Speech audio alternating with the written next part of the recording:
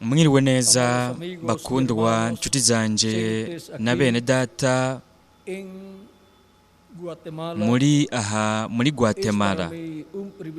Kuri jewe ni ihirwe rikomeye kubana namwe aha muri San Lucas, ahitiriwe Luka Mutagatifu muri San Lucas, Guatemala. Kuba ndi kumwe namwe kugira ngo dusangire umwanya w'ikiyago ku mugambi w'Imana uhwanye n'iki gihe cya nyuma. Kandi Imana yoduhezagira cyane muri iri joro, kandi tuvugishe rimwe na rimwe gushika ku mutima muri iki cigwa cyitwa Mose ahagaze mu gihengeri hagati y'Imana n'abantu. Dusome iki cyanditswe aho ivyo vyabereye mu kigabane cya 33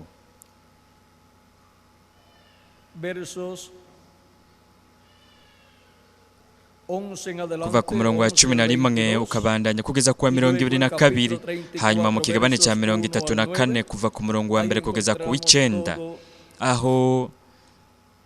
Aha turahabona ivyo vyose vyabereye hariya igihe Mose yahagarara mu gihengeri mu kigabane cya 33. Ibyo vyabaye inyuma yaho ihanga ry'Aburayo bari barenze amategeko, ntibubaha isezerano. Mose nawe amanutse avuye ku musozi araheza acamena ibisate vyanditswe ko amategeko. Mu kigabane cya 33 umurongo wa 11 mu gitabo cy'Ukuvayo haravuga hati, Uhoraho akiganirira na Mose imbona nkubone nk'uko umuntu aganira na mugenzi we, maze Mose agasubira aho bashagaje. Ariko umufasha wiwe Yosuwa mwene Nuni w'umusore ntiyava kuri iryo hema. Maze Mose abwira Uhoraho ati, raba, wambariye ngo dugana abo bantu, ariko ntiwamenyesha uwo udutumanye.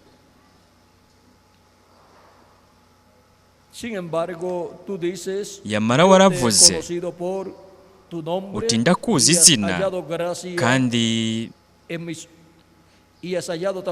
kandi wagiriwe ubuntu imbere yanje. None rero ndakwinginze, asangwa nagiriwe ubuntu imbere yawe koko, nunyereke imigendere yawe kugira ngo nkumenye, mbone kurushiriza kugirirwa ubuntu imbere yawe, kandi wibuke yuko iryo hanga ari iryawe. Aramwishura, no kuvuga Imana aramwishura ati, ubwanje nzokwijanira namwe mbashikane amahoro. Mose aramwishura ati, ubwawe nutajana natwe ntudukure ino. None niki comenyekanisha yuko nagiriwe ubuntu imbere yawe? Twe n'iryo hanga, mbega si uko wojana natwe bigatuma twe n'ihanga ryawe dutandukanywa n'amahanga yose ashagaje mu isi? Uhoraho yishura Mose ati, nicyo uvuze nacyo ndagikora, kuko nakugiriye ubuntu nkakumenya izina. Nawe aramwishura, no kuvuga Mose aramwishura ati, ndakwinginze nyereka ubwiza bwawe. Uhoraho aramwishura ati, kugira neza kwanje kose nzogucisha imbere yawe, nivuge mu izina ko ndi Uhoraho ndi imbere yawe. Nivuge mu izina ko ndi Uhoraho ndi imbere yawe.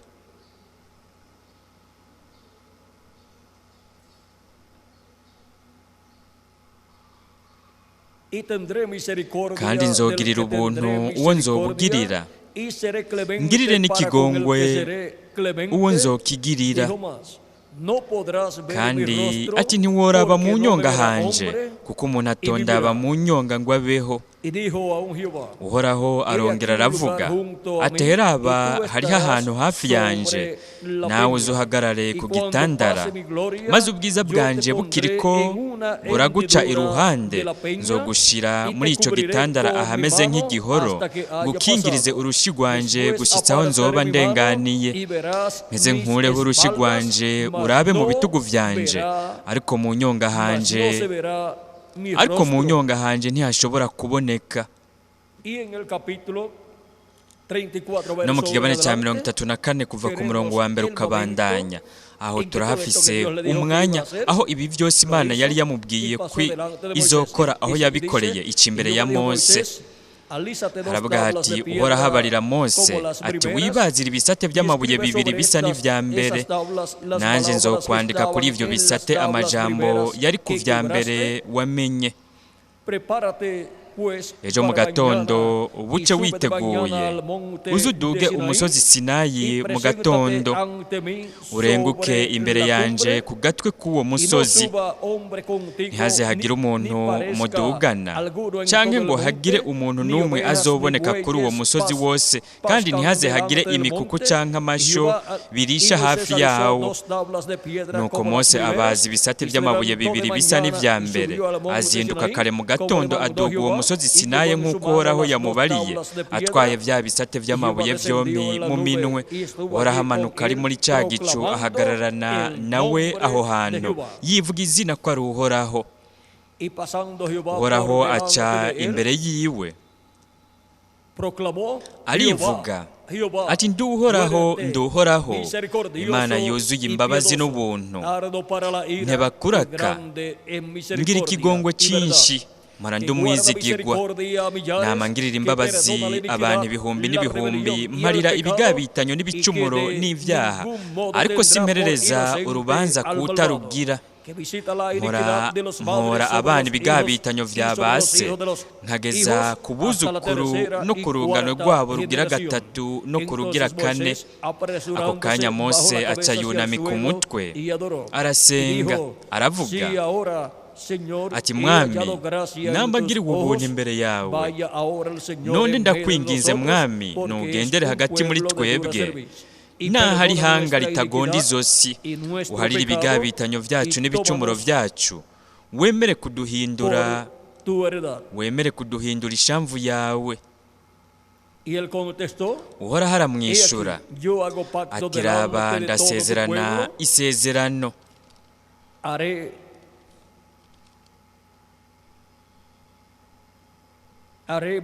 nzokorera ibitangaza imbere y'ihanga ryanyu ryose bitigeze gukorwa mu isi yose, canke mu rindi hanga na rimwe. Abantu bose urimwo bazobona igikorwa nzokora, kuko nzogukoresha ibiteye ubwoba.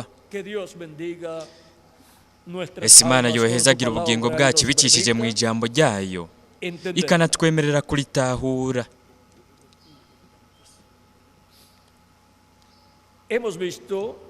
Turabonye ibi bisomwa bibiri byose ngirakamaro cyane vyo mu mugambi w'Imana mu buzima bwa Mose n'ubuzima bw'ihanga ry'Abaheburayo, aho Mose yari ahagaze mu gihengeri. Mose ahagaze mu gihengeri hagati y'Imana n'abantu. Ico nico cigwa cyacu cyo muri uyu mwanya. Murashobora gufata ivyicaro vyanyu.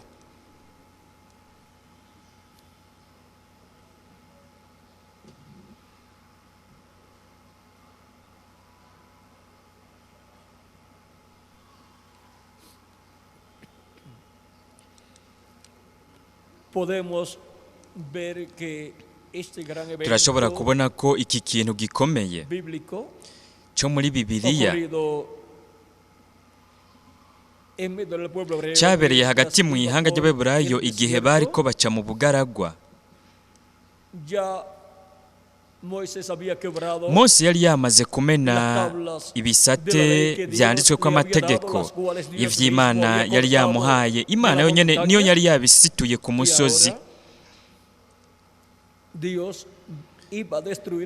Rero Imana yagira ihonye ihanga ry'Abaheburayo kubw'ivyaha vyabo, kuko bari bacuze ikimasa cya zahabu, kandi uburake bw'Imana bwari bwarurumbiye ku bantu.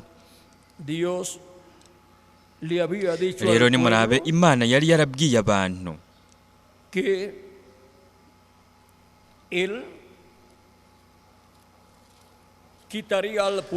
ko yo izohonya igakuraho abantu. Nimurabe ngaha mu kigabane cya 32, ikigabane cya 32 mu gitabo cyo Kuvayo, turahafise icyo gisomwa aho Imana yabwiye Mose, ikigabane cya 32 umurongo w'indwi ukabandanya. Haravuga hati, Uhoraho abarira Mose ati, manuka ugende, kuko ba bantu bawe wakuye mu gihugu cya Egiputa bamaze kononekara. Inzira nabageze bayitaye atana kanya, bironkeye igishushanyo c'imasa bakivugutiye mu nkero, bagisenze bagihaye n'ibimazi. Baravuga bati, yemwe Abisirayeli, ngiyo Imana yanyu yabakuye mu gihugu cya Egiputa.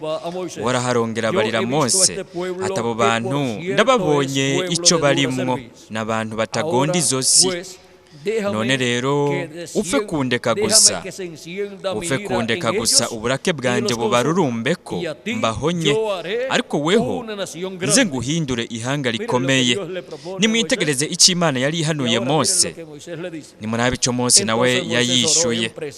Mose atakambira Uhoraho Imana yiwe ati, mbega Uhoraho, ni iki gitumye uburake bwawe bururumba ku bantu bawe wakuje mu gihugu cya Egiputa ububasha bwinshi n'ukuboko kw'inkomezi?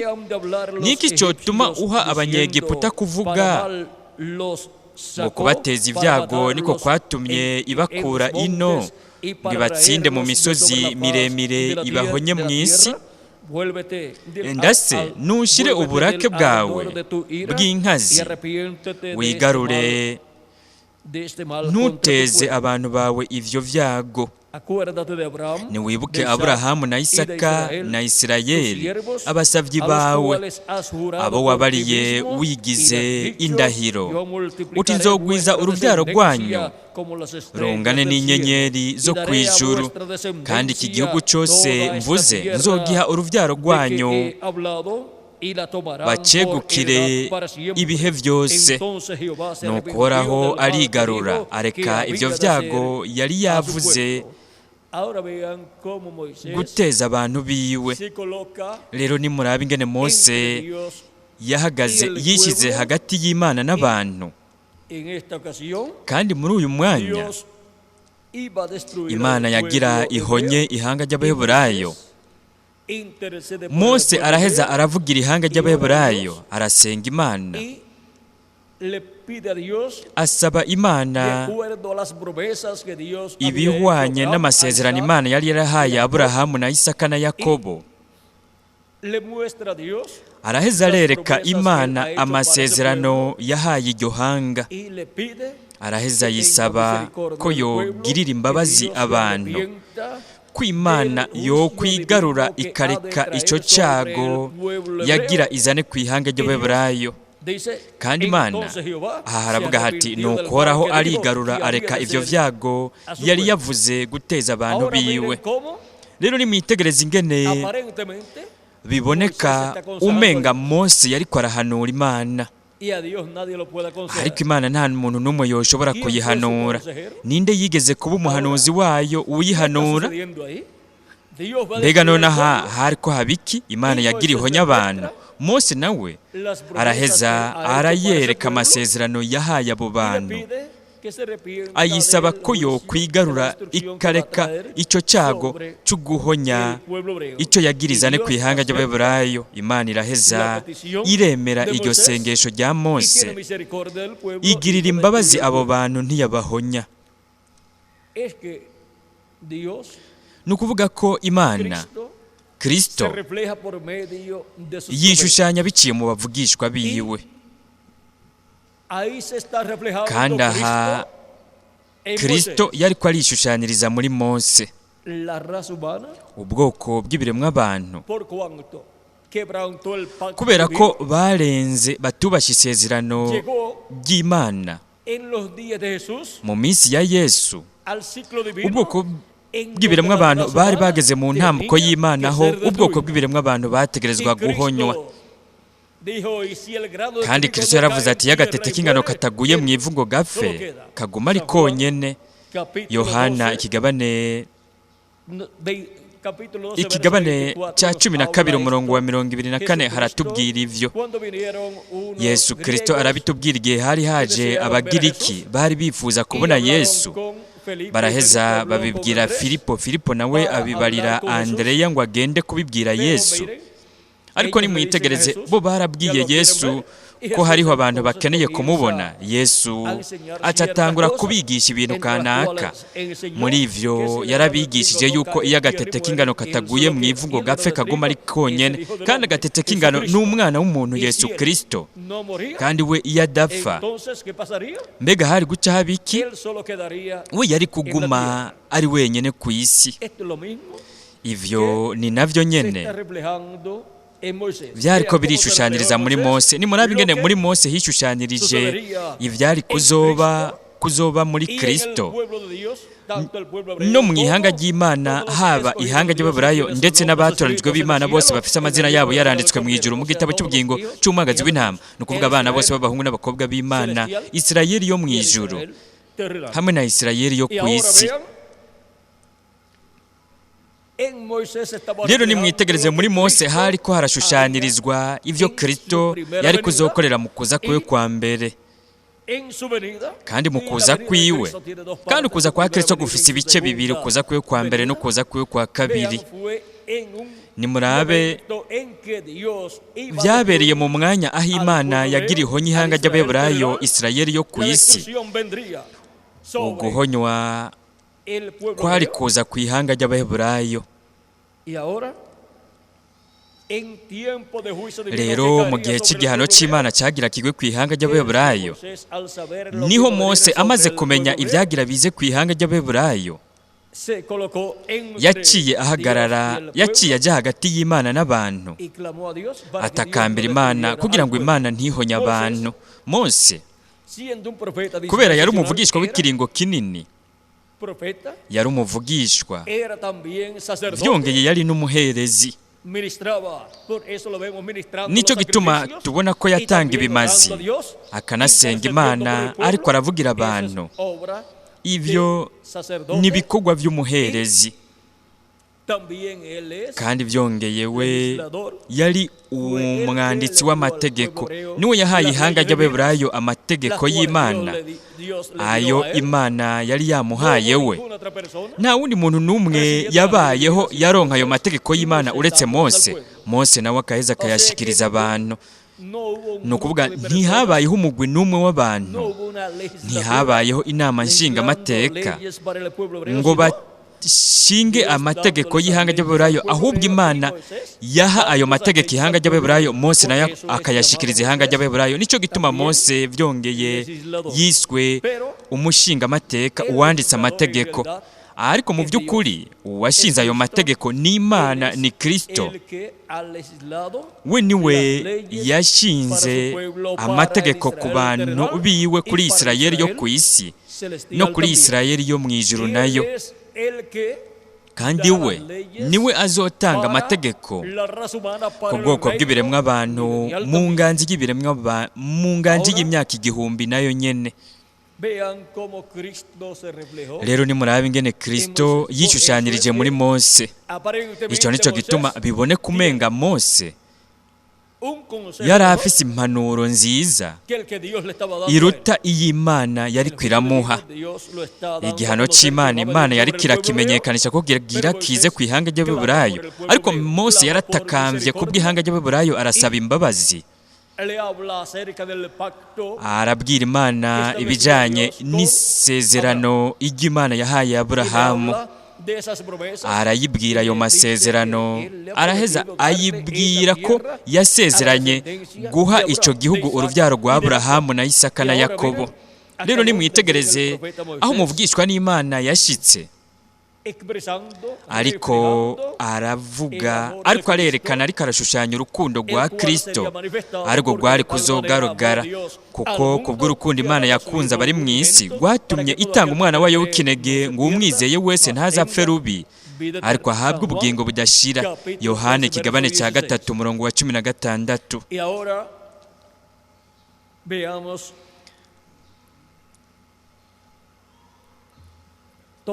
Rero reka turabe ibintu byose byabereye ngaha.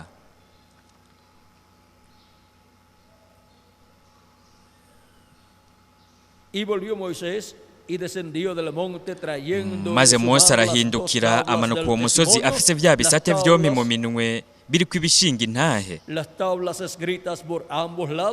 vyanditswe ko impande zompi imbere n'inyuma. Nimuraba aho Mose yategezwe kuja kugira ngo avugire abantu mu gasongero k'umusozi. Ivyo bisate vyari bikozwe, yari yarabaye mu gasongero k'umusozi iminsi 40 n'amajoro 40 ya mbere. Hanyuma aha afise ibisate vyanditswe ko amategeko vyasituwe n'Imana.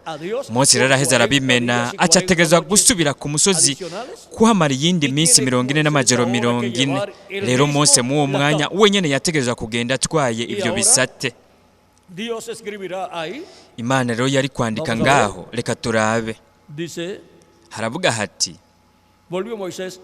maze Mose arahindukira amanuka uwo musozi afise vya bisate vyompi mu minwe biriko ibishinge ntahe, vyanditswe ko impande zompi imbere n'inyuma.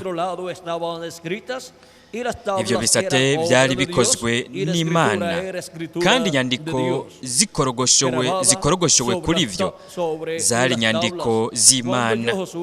Maze Yosuwa yumvise urwamo rw'abantu bayogora, abarira Mose ati, hari urwamo rw'intambara mu nsago. Aramwishura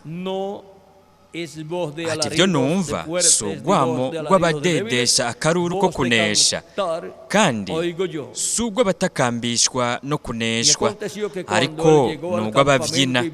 Nuko ashitse hafi y'aho bashagaje, abona ya masa n'abariko baratamba. Uburake bwa Mose buraziriringa, ata hasi ibyo bisate yari afise mu ntoke, abimenera mu mucamo w'uwo musozi. Aha haratubwira ku bisate vya mbere, kuko mu kigabane ibi ni bisate Imana yasituye. Mu kigabane cya 34 niho hatubwira ku bisate bishasha ivyo Mose wenyene ubwiwe yategerejwe gusatura. Arabitegura, araheza aja ku musozi kuhamara iyindi minsi 40 hamwe n'amajoro 40. Aho naho nyene ntiyigeze afungura canke ngo agire icanywa. Nukuvuga Mose yisonzesheje incuro zibiri, iminsi 40 muri buri gihe, muri izo ncuro. Ivyo navyo nyene bitegerezwa kuba bifise insiguro ngirakamaro cane, kuko we Mose kubera yari umuvugishwa w'ikiringo kinini, yariko arashushanya ukuza kwa mbere n'ukuza kwa kabiri kwa Kristo. Ico nico gituma mu kuza kwa kabiri kwa Kristo Mose ariwe yashushanije ukuza kwa mbere n'ukuza kwa kabiri kwa Kristo. Turabona ko ubukozi bwa Mose buzoboneka bundi bushasha ku isi, kuko Mose yarashushanije no kuza kwa kabiri kwa Kristo. Rero ku ihanga ry'Abaheburayo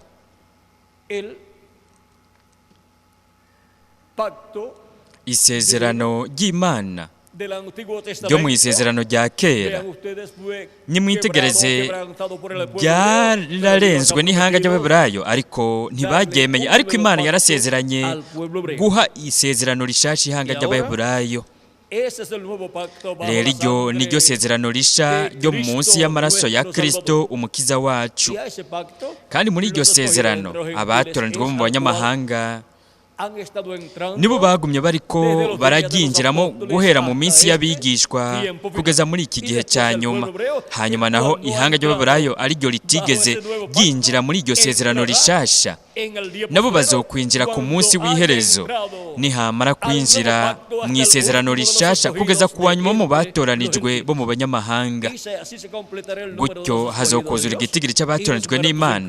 Abapfiriye muri Kristo bazozukira mu mibiri ihoraho, natwe abariho turi bazima tuzohindurwa. Hanyuma ibihumbi 144 by'Abaheburayo nabo bazokangurwa, bazokwikangura binjire mu isezerano rishasha munsi y'amaraso ya Kristo umwagazi w'intama w'Imana. Gutyo bazokwinjira mu isezerano risha ariryo ryashushanirijwe mu bisate bitanzwe bundi bushasha biriko amategeko. No kuvuga ngo isezerano ryatanzwe inshuro zibiri, kuko Imana yari kuzotanga isezerano ikariha ihanga ry'Abaheburayo mu isezerano rya kera. Hanyuma naho ku munsi w'iherezo mu gihumbi kigira indwi, ari wo munsi w'iherezo, Imana yari kuzoribaha bo bagaheza bakinjira mu isezerano rishasha munsi y'amaraso ya Yesu Kristo. Naho iryo sezerano rishasha ryagumye ririko rirahabwa abatoranijwe bo mu banyamahanga ku musozi w'Imana, nk'uko Imana yarihaye umuvugishwa Mose ikarimuhera hehe? Ku musozi. Ku musozi niho byabereye. Rero ku musozi w'Imana, nk'uko umusozi wa hariya witwa umusozi w'Imana, ubonaho umusozi w'Imana ngaha ni ishengero ry'Umwami Yesu Kristo. Kandi mu ishengero ry'Umwami Yesu Kristo niho Kristo yagumye ariko aratangira isezerano rishasha. Rero ubukozi bwa Mose hariya bwarahaye isezerano ihanga ry'Abaheburayo ku nshuro igira kabiri akoresheje ibisate bishasha. Rero nimwitegereze ku munsi w'iherezo, Mose azoba hari bundi bushasha ari umwe wo mu biti by'imyelayo bibiri kugira ngo abahe isezerano rishasha. Kandi hazoba hari na Eliya nawe.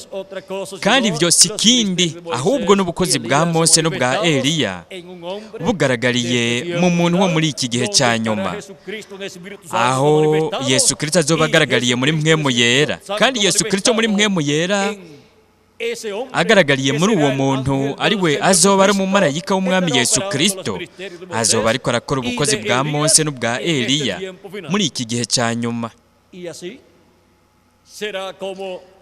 Nuko uko niko isezerano rya Yesu, aho yavuze ko umwana w'umuntu azoza azananye n'abamarayika biwe agaheza akishyura umuntu wese ibikwiranye n'ibyo yakoze. Ni iryo sezerano rizoba riko rirashikirizwa ubwa mbere mu ishengero ryiwe, hanyuma naho rishikirizwa hagati mu ihanga ry'Abaheburayo. Turashobora kubona rero igituma ubukozi bwa Mose butegerezwa kuba buri ku isi, kuko uwo ni we yabahaye isezerano ry'ibyagezwe. Kandi mu yandi majambo, kugira ngo ihanga ry'Abaheburayo bakire isezerano rishasha, hategerezwa kuba hariho ubukozi bwa Mose kugira ngo bubahe isezerano rishasha. Kandi ubwo bukozi buzoba buriko burakorwa na Yesu Kristo, marayika w'isezerano, agaragariye muri mpwemu yera, agaragariye mu mumarayika ntumwa wiwe, nk'uko azoba ariko aranagaragaza n'ubukozi bwa Eliya. Ni ukuvuga ko ari ubu bukozi bubiri buhambaye bukomeye ubwo Kristo azoba ariko aragaragariza mu gihe cya nyuma, kugira ngo ahamagare yegeranye ihanga ry'Abaheburayo abashyire mu isezerano rishasha munsi y'amaraso ya Kristo umwagazi w'intama wa Pasika, akaba ari n'isuguru y'impongano, kuko muri Kristo harashyikirijwe ibimazi byose by'ibikoko byose byatangwa hagati mu ihanga ry'Abaheburayo. kandi ibimazi byose byatanzwe kuva ku kimazi cya mbere aricyo cyatanzwe kugira ngo haboneke ibyo Adamu na Eva bambara, kuko Imana yarabahaye insato z'igikoko, kandi kugira ngo ibahe urusato rw'igikoko, icyo gikoko cyategerezwa kubanza gupfa kigapfira Adamu na Eva kugira ngo kibambike baronke impuzu. Hanyuma mu nyuma turabona umwagazi w'intama uwo Abeli yatanze awushikanira Imana nk'ikimazi. Ibyo bimazi byose n'ibyo Adamu yari yaratanze, nawe nyene yari yaratanze ibimazi.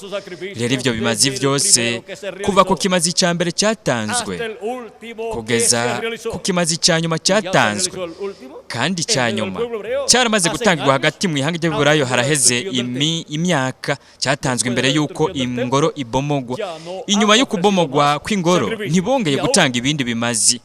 Mbere n'imbere y'akagahe gatoya ko hagati ya Kristo no kubomogwa k'urusengero, igihe Yesu Kristo yabambwa agapfira ku musaraba i Karuvariyo, kuva ngaho ukabandanya aho nta bindi bimazi byari bikihari. Imana ntiyemera ibindi bimazi vyotangirwa icyaha uretse gusa ikimazi cya Yesu Kristo, umwagazi w'intama w'Imana. Ni ukuvuga yuko icyanyuma, igikoko cya nyuma batanze imbere y'uko Yesu Kristo apfa, icyo nicyo cyari cyo kimazi cya nyuma. Kandi ibyo bimazi byose kugeza kuri icyo kimazi cya nyuma cy'icyo gikoko cyangwa ibyo bikoko,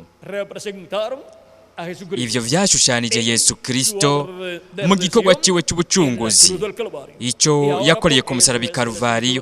Rero icyo nicyo gituma ibyanditswe bivuga ko ibimazi vyoshejwe n'ibyo bindi bintu byose Imana ntibikiyihimbara. Kubera iki? Kuko hari ikimazi gitunganye, ikimazi cy'umukundo wacu Umwami Yesu Kristo. Kandi kugeza ubu Imana nta bindi bimazi bikiyihimbara by'ibikoko, kuko kugeza ubu ntibigikenewe. Nimwitegereze rero mu burake bw'Imana, ubwo yagirize ku ihanga ry'Abaheburayo haraje ukubomogwa k'urusengero, gutyo ibimazi byose byo mu rusengero birakugwaho.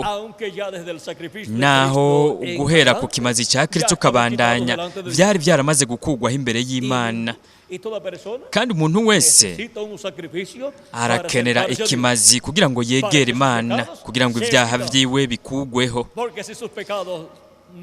Kuko ibyaha byiwe bidakuweho, umuntu ntiyoshobora kwegera Imana, uko yoba ari mwiza kose uwo muntu. Igitandukanye ikiremwa muntu n'Imana ni icyaha.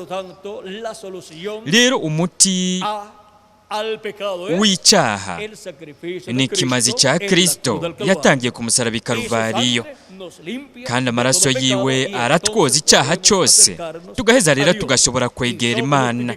Kandi twaratsindanishirijwe na Kristo kubw'ikimazi cyiwe, kubw'amaraso yiwe. Kandi turi abantu tumaze kozwa n'amaraso ya Kristo, turi abantu batagira icyaha imbere y'Imana. Uko no kuba dutsindanishirijwe imbere y'Imana, tukaba tumeze nk'aho mu buzima bwacu nk'aho umuntu atigeze acumura na rimwe. Uko no kuba umuntu atsindanishirijwe. Mbega none bishoboka gute ko umuntu yacumuye imbere y'Imana yoboneka atacyaha afise? Yego cyane, kuko amaraso ya Kristo yaba yaramwogeje icyaha cyose.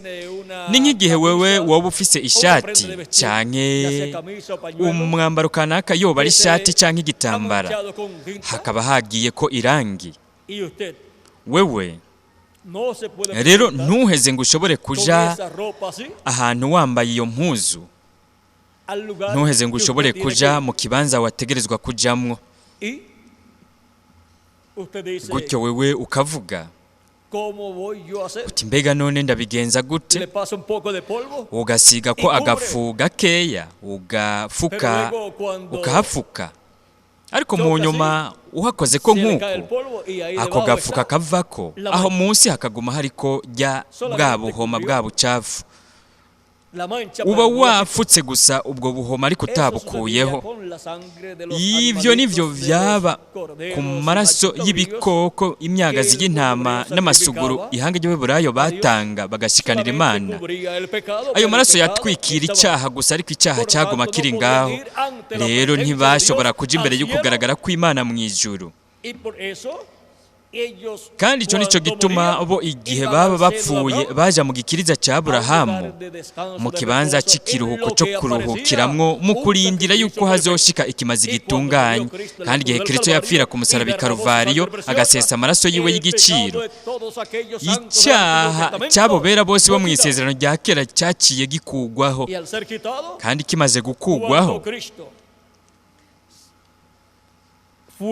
igihe Kristo yaja ikuzimu, hama akava ikuzimu yanesheje, akaka imfunguzo sekibi, imfunguzo za kuzimu na rupfu, yarahejeje asohoka ava ikuzimu mu buringanire bwa gatanu, aho yabwiye ubutumwa ubugingo bwugaraniwe mu ibohero nk'uko Petero abivuga. Muri kimwe mu vyete vyiwe, reka turabe muri Petero, hatekerezwa kuba ari muri Petero wa kabiri. Reka tuharondere kugira ngo ndabahe uwo murongo, hanyuma mwebwe muraza kuwusoma mutekanye muri mu ngo zabo zanyu. Muri Petero wa kabiri ikigabane cya 3 umurongo wa 18 ukabandanya. Reka tuhasome turengana, hanyuma mwebwe mutekanye. Ni muri Petero wa mbere, kuko na Kristo yababajwe rimwe ahogwa ibyaha, umugororotsi yababarijwe abagabitanya, kugira ngo adushikirize Imana. Yishwe umubiri ariko yahinduwe muzima mu buryo bw'impwemu. Nibwo yagiyemwo abarira impwemu ziri mu ibohero ijambo ry'Imana. Yabaye gute? Yagizwe muzima mu mpwemu, ni ukuvuga umubiri we wa teofaniya. Niwo mubiri yagiyemwo gute? Nibwo yagiyemwo abarira impwemu ziri mu ibohero, abatumviye mu gihe cya Nowa. Ni ukuvuga yagiye mu buringanire bwa gatanu, ariho haja ubugingo bwose butumviye. Nibwo yagiyemo abarira impwemu ziri mu ibohero ijambo ry'Imana. Ba bantu babaho mu gihe cya Nowa, murabona imibiri yabo ifadika yarapfuye, yitwawe n'umwuzure, ariko bo bagiye muri uwo mubiri witwa impwemu, baja kuba mu buringanire bwa gatanu. N'umubiri usa n'umubiri wo ngaha ku isi, ariko wo mu bundi buringanire. Ni nk'umubiri wa teofaniya umuntu aronka iyo avutse ubugira kabiri. Ni umubiri usa n'uyu mubiri wacu, ariko wo mu buringanire bwa gatandatu. Kandi uburinganire bwa gatandatu ni paradizo, ahaja abera baba bapfuye, ari bo bajanwa n'abamarayika muri paradizo. Ni ukuvuga mu buringanire bwa gatandatu. Mu bundi buringanire hari inzuzi, hari ibiti, hari inyoni, hari ibikoko nk'ungaha ku isi, ariko nta ngorane ziriyo nk'izi ziri ngaha muri ubu buringanire bwo ku isi. Kandi nta ntambara ziriyo nk'iziri ngaha, cyangwa intambara za politike, cyangwa intambara zo mu by'ubutunzi, cyangwa zo mu by'imibano, cyangwa intambara zo kuzinduka umuntu aja gukora akazi. Nta na kimwe muri ivyo kiriyo. Aho bari mu kiruhuko, bararuhutse, bariko bararuhutse ibikorwa bakorera ngaha ku isi. Aho ntihariyo ibi ubwoko bw'ibikorwa ubuzi nk'ubu buri ngaha, ariko bo hariya barahimbawe, baranezerewe. Nta matara abayo, nta kintu kibonesha cy'umuyaga nkuba kiriyo. Mwoba muzi gituma? Kubera hariya nta joro ribayo, kandi kubera ata joro ribayo, ibintu nk'ivyo ntibikeneweyo. Aho igihe cyose haguma ari ku murango, haguma hari umuco. Nicyo gituma aho bataryama, badakora, nta nubwo banajya, nta nubwo baruha. Ariko barabwiye mwene data Branamu igihe yagenda kubagendera igihe kimwe, baramubwiye bataha, ntitujya, ntituryama, ntituruha, batariko tuzosubirana nawe ku isi. Wewe niwamara gucibwa urubanza, wowe uzocibwa urubanza. Niwinjira, ni ukuvuga ngo nivyagenda neza ukinjira, twebwe tuzoca tusubirana nawe ku isi, twinjirane nawe, kandi tuzokwitwa abakwegukira abantu bawe.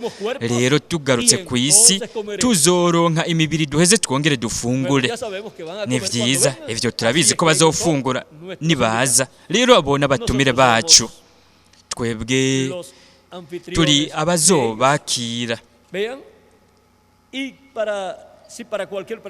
Kandi nimba hoba hariho umuntu ukanaka yobona bitangaje bavuze ko bazofungura, nimurabe igihe Yesu yazuka mbega ntiyafunguye. Biyumvira ko ari umuzimu, ariko arababwira ati sindi umuzimu.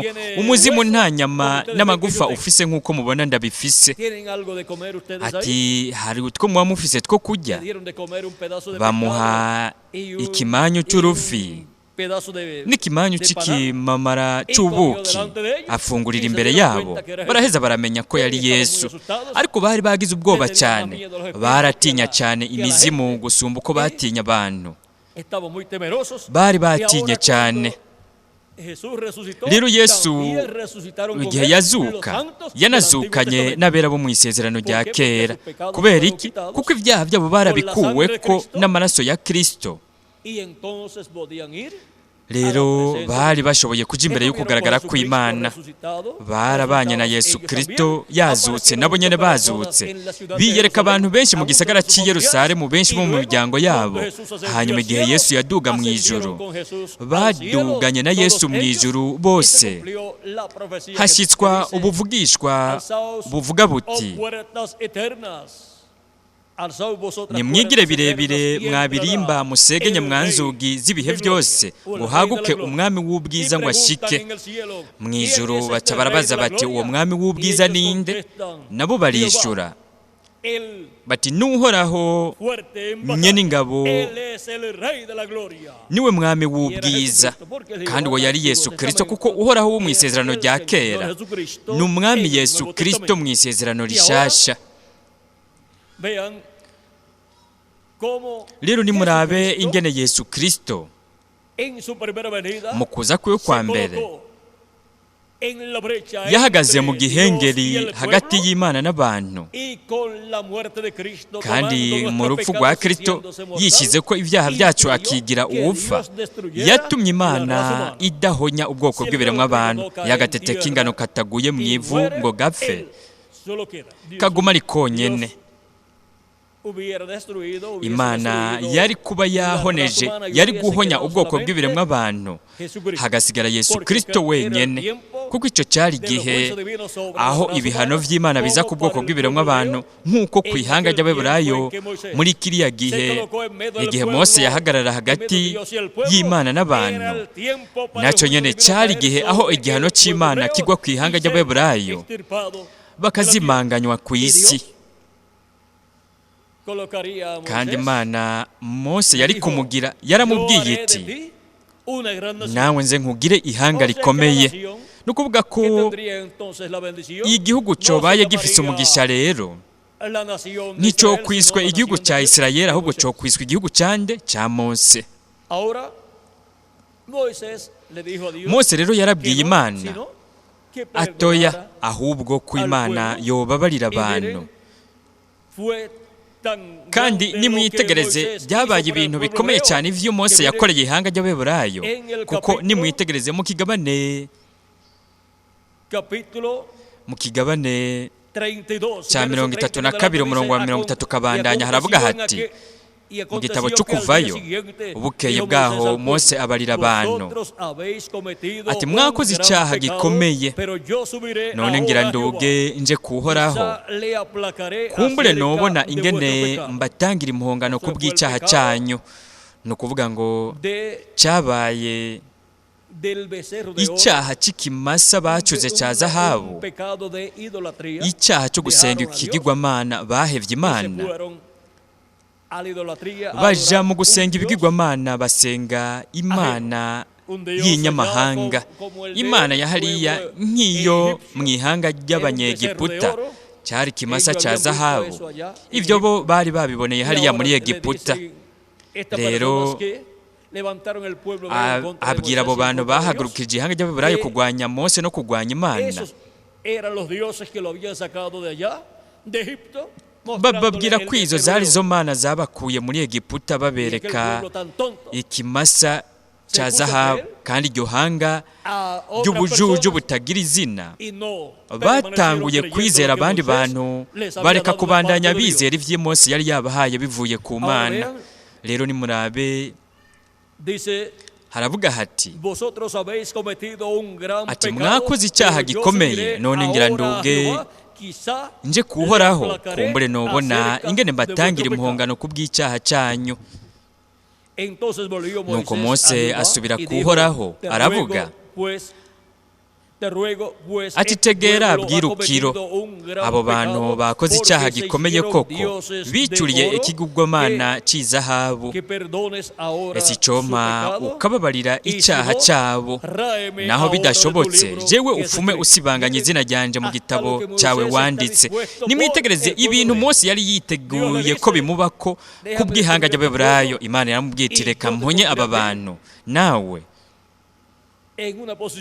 ndagushyire mu kibanza gikomeye, nkugire ihanga rikomeye. Mose rero yahisemwo ko Imana yoharira abo bantu itabababariye, naho yaravuze ati bidashobotse upfume usibanganya izina ryanje mu gitabo cyawe, mu gitabo cy'ubugingo. Ni ukuvuga ko Mose aho yari atanze ubuzima bwiwe ku bw'ihanga ry'Abaheburayo, kandi ibyo nibyo Kristo yakoze. We yarishyize ku ibyaha byacu, kandi kubera ko yishyize ku ibyaha byacu, yarasavye Imana imbabazi, arazidusabira, kandi igihano cy'Imana cyaciye kijya kuri Yesu. Nicyo gituma yategerejwe gupfa, kuko ingero y'icyaha n'urupfu, kandi icyo cyari igihe aho ubwoko bw'ibiremwa abantu bose bapfa, hagasigara Yesu wenyine. Ariko nimwitegereze, muri Mose harishushanyirije ibyo byose. Rero Yesu yarapfuye ajya ikuzimu, abwira ubutumwa ubugingo buri mu ibohero, impwemu ziri mu ibohero. Haravuga hati nibwo yagiyemo abarira impwemu ziri mu ibohero ijambo ry'Imana nizo z'abatumvira Imana kera, hamwe kwihangana kwayo kwari kukirorereye mu minsi ya Nowa, bwa bwato bukibazwa. Muri bwo harokokeye abantu bakeya bashika 8 bakirijwe mu mazi. Rero nimwitegereze, abantu bake nibo bakize mu gihe cya Nowa. Kristo rero yari ari mu gihe kimeze nk'igihe cya Nowa, ibihe bibangabanganywe. Kandi nimwitegereze, Kristo yarishyize ku ibyaha byacu, yigira uwupfa, arapfa, ategerezwa kujya ikuzimu. Ariko we yari yaravuze ati nta n'umwe ashobora kunya ku bugingo, ndabutanga ndavyigombeye, nkongera nkabwisubiza. Ati ndafise ububasha bwo kubutanga, kandi ndafise n'ububasha bwo kongera kubwisubiza, no kuvuga ngo bwo kuzura umubiri bundi bushasha, nkagaruka ngaha hagati muri mwebwe. Rero nimwitegereze igihe ngirakamaro cyane ivyo vyose vyabereyemo mu minsi ya Yesu. Cyari igihe kibangabanganywe n'igihe cya Nowa, kandi cyari n'igihe kibangabanganywe n'igihe cya Mose, aho Imana yagiriye irandura ihanga ry'Abaheburayo. kandi icyo nicyo gituma muri Mose hishushanyirijwe ibyo Kristo, hishushanyirije ibyo Kristo yari kuzokora mu kuza kwiwe. Mose rero ari ku musozi, turabona ko Imana yamubwiye iti ndagushyira hejuru ku gitandara ndiko ndarengana, iti ndashyira ikiganza cyanjye mu maso yawe, kuko nta muntu yombona mu nyonga ngo abeho, nta muntu azoshobora kumbona, ariko ninamara kurenganura aza kumbona mu bitugu. Mbega none Mose yari kubona iki? Imana irenganye akayibona mu bitugu? Yari kubona umuntu akabona ibitugu by'umuntu, kuko yari Elohimu, Imana ya Aburahamu na Isaka na Yakobo, marayika w'isezerano, marayika w'uhoraho. ngaho ari ngaho ku musozi, ariko aramuha ivyanditswe, ariko arandika kuri vya bisate y'ivy'Imana yari yaranditse ku bisate vy'ubwa mbere. Rero ngaho ubwiza bw'Imana bwariko burarengana. Mose yashaka kubona ubwiza bw'Imana, kandi ubwiza bw'Imana bwari kugaragara imeze nk'umuntu, kandi Mose yifuza kubona ubwiza bw'Imana bugaragariye ngaha, ariko Imana iramubwira iti nta muntu yombona ngo abeho, nta n'umwe yombona mu nyonga ngo abandanye abaho.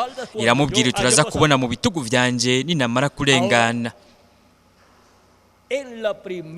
Rero mu kuza kwa mbere kwa Kristo, murabona aho mu gihe cya Mose Imana yaravuze izina, aho hariko haravugirwa izina ry'Imana, Yehewehe, kuko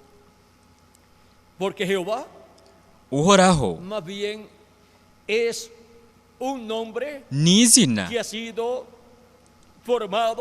ryubatswe, ryakozwe hakoreshejwe indome zine z'indagi, bongeyemwo izindi ndome kanaka zivuga, kugira ngo gutyo bikunde iryo zina rishobore kuvugwa. Ariko uko siko iryo zina rivugwa. Imana rero ngaho ku musozi yavuze ko yari kuvuga izina ryayo. Nimurabe isezerano riri ngaha,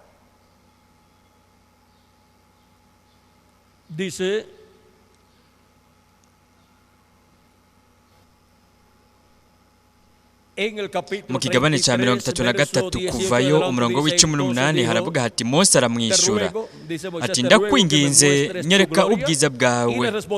Uhoraho aramwishura ati kugira neza kwanje kose nzogucisha imbere yawe, nivuge mu izina ko ndi Uhoraho ndi imbere yawe.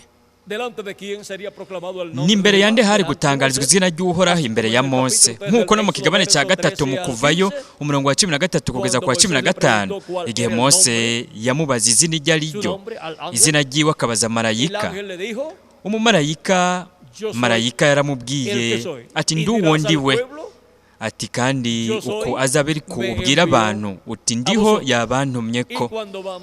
Kandi tugiye mu nkomoko, uyo ndiho ni indome zine z'indagi,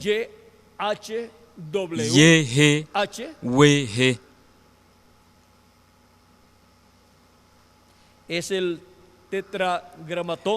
Iyo ni tetragrammatone, indome zigize izina ry'Imana. Kandi ngaho Imana yari gutangariza ku musozi, kuvugira ku musozi izina, igihe Imana ngaho vyongeye yari kuba irikiramuha amategeko bundi bushasha ku bisate bishasha ivyo Mose yari yateguye. Rero igihe yagira ishitsi iryo sezerano, murabona yagirira ishitse nk'uko yari yarihaye Mose. Haravuga hati kandi nzogirira ubuntu uwo nzobugirira, ngirire n'ikigongwe uwo nzokigirira. Kandi ati ntiworaba mu nyonga hanje, kuko umuntu atondaba mu nyonga ngo abeho. None ni gute vyoshoboka ko abantu bamwe boba baravuze ko babonye Imana, na Mose nawe ubwiwe akavuga ko yabonye Imana, nase na nyina ba Samusoni bakavuga yuko babonye Imana, kandi ko bayibonye mbona nkubone. Na Yakobo nawe nyene igihe yanigana na marayika w'Uhoraho akavuga ko yabonye Imana imbona nkubone. Babonye Imana imbona nkubone iri mu mubiri wayo wa Teofaniyo mu buringane bwa 6. Yari iri ngaho yihishije imbere muri uyo mubiri wo mu buringane bwa 6, ari uwo mubiri usa n'uyu mubiri wacu, ariko wo mu bundi buringanire. Kandi Imana iri muri uwo mubiri wo mu buringane bwa 6, aho niho yaremeye isanzure ryose yari rikagera. Icyo nico gituma uwo mubiri witwa Jambo w'Imana, vyongeye witwa Jambo yavuye mu Mana, Shekina, Jambo, marayika w'isezerano, marayika w'Uhoraho. we n'ijambo yahoranye n'Imana akaba yari Imana, kandi uwo jambo yihaye umubiri abana natwe, kandi yamenyekanye ku izina rya Yesu, kandi twitegereje ubwiza bwiwe, kuko aho hari n'ubwiza bw'Imana bugaragaye, kuko ubwiza bw'Imana iyo bugaragaye bugaragarira mu mubiri. Rero aho hariko haragaragara ubwiza bw'Imana ku musozi Sinayi, mu mubiri wa teofaniya w'Imana, ari wo Mose yabonye umaze kurengana ugaca imbere yiwe. Rero aho hariko haratangarizwa, hariko haravugirwa izina ry'Imana. Aravuga ati, nivuge mu izina ko nduhoraho, ni ukuvuga Yehewe. Kandi havuzwe izina ry'uhoraho, uwariko ararengana aca imbere ya Mose yari uhoraho wenyine ubwiwe. Uhoraho wenyine ubwiwe ari mu mubiri we wa teofaniya, kandi iyo Imana igaragariye mu mubiri wayo wa teofaniya, ari wo mubiri usa n'uyu mubiri wacu, aho haba hari izina ry'Imana. Nimurabe mu Kuvayo ikigabane cya 23 umurongo wa 20 kugeza ku wa 23, haravuga hati, ehengira ntume umumarayika wanje imbere yanyu abazigame mu nzira bashikane aho nateguye. Muze mumwubahe mumwumvire, ntimuze mumugararize, kuko atazobaharira ibicumuro byanyu, kuko izina ryanje riri muri we. Nihe izina ry'Imana riri? Mu mumarayika wayo, kuko marayika n'umubiri wa teofaniya w'Imana wo mu buringanire bwa 6, umubiri usa n'umubiri wacu. Ni nk'igihe mwebwe noba ndababajije nti, mbega izina ryawe ririhe? Wewe wombwira uti, abavyeyi banje barishize muri uyu mubiri wavyawe na mama, kuko iyo bagiye mu gitabo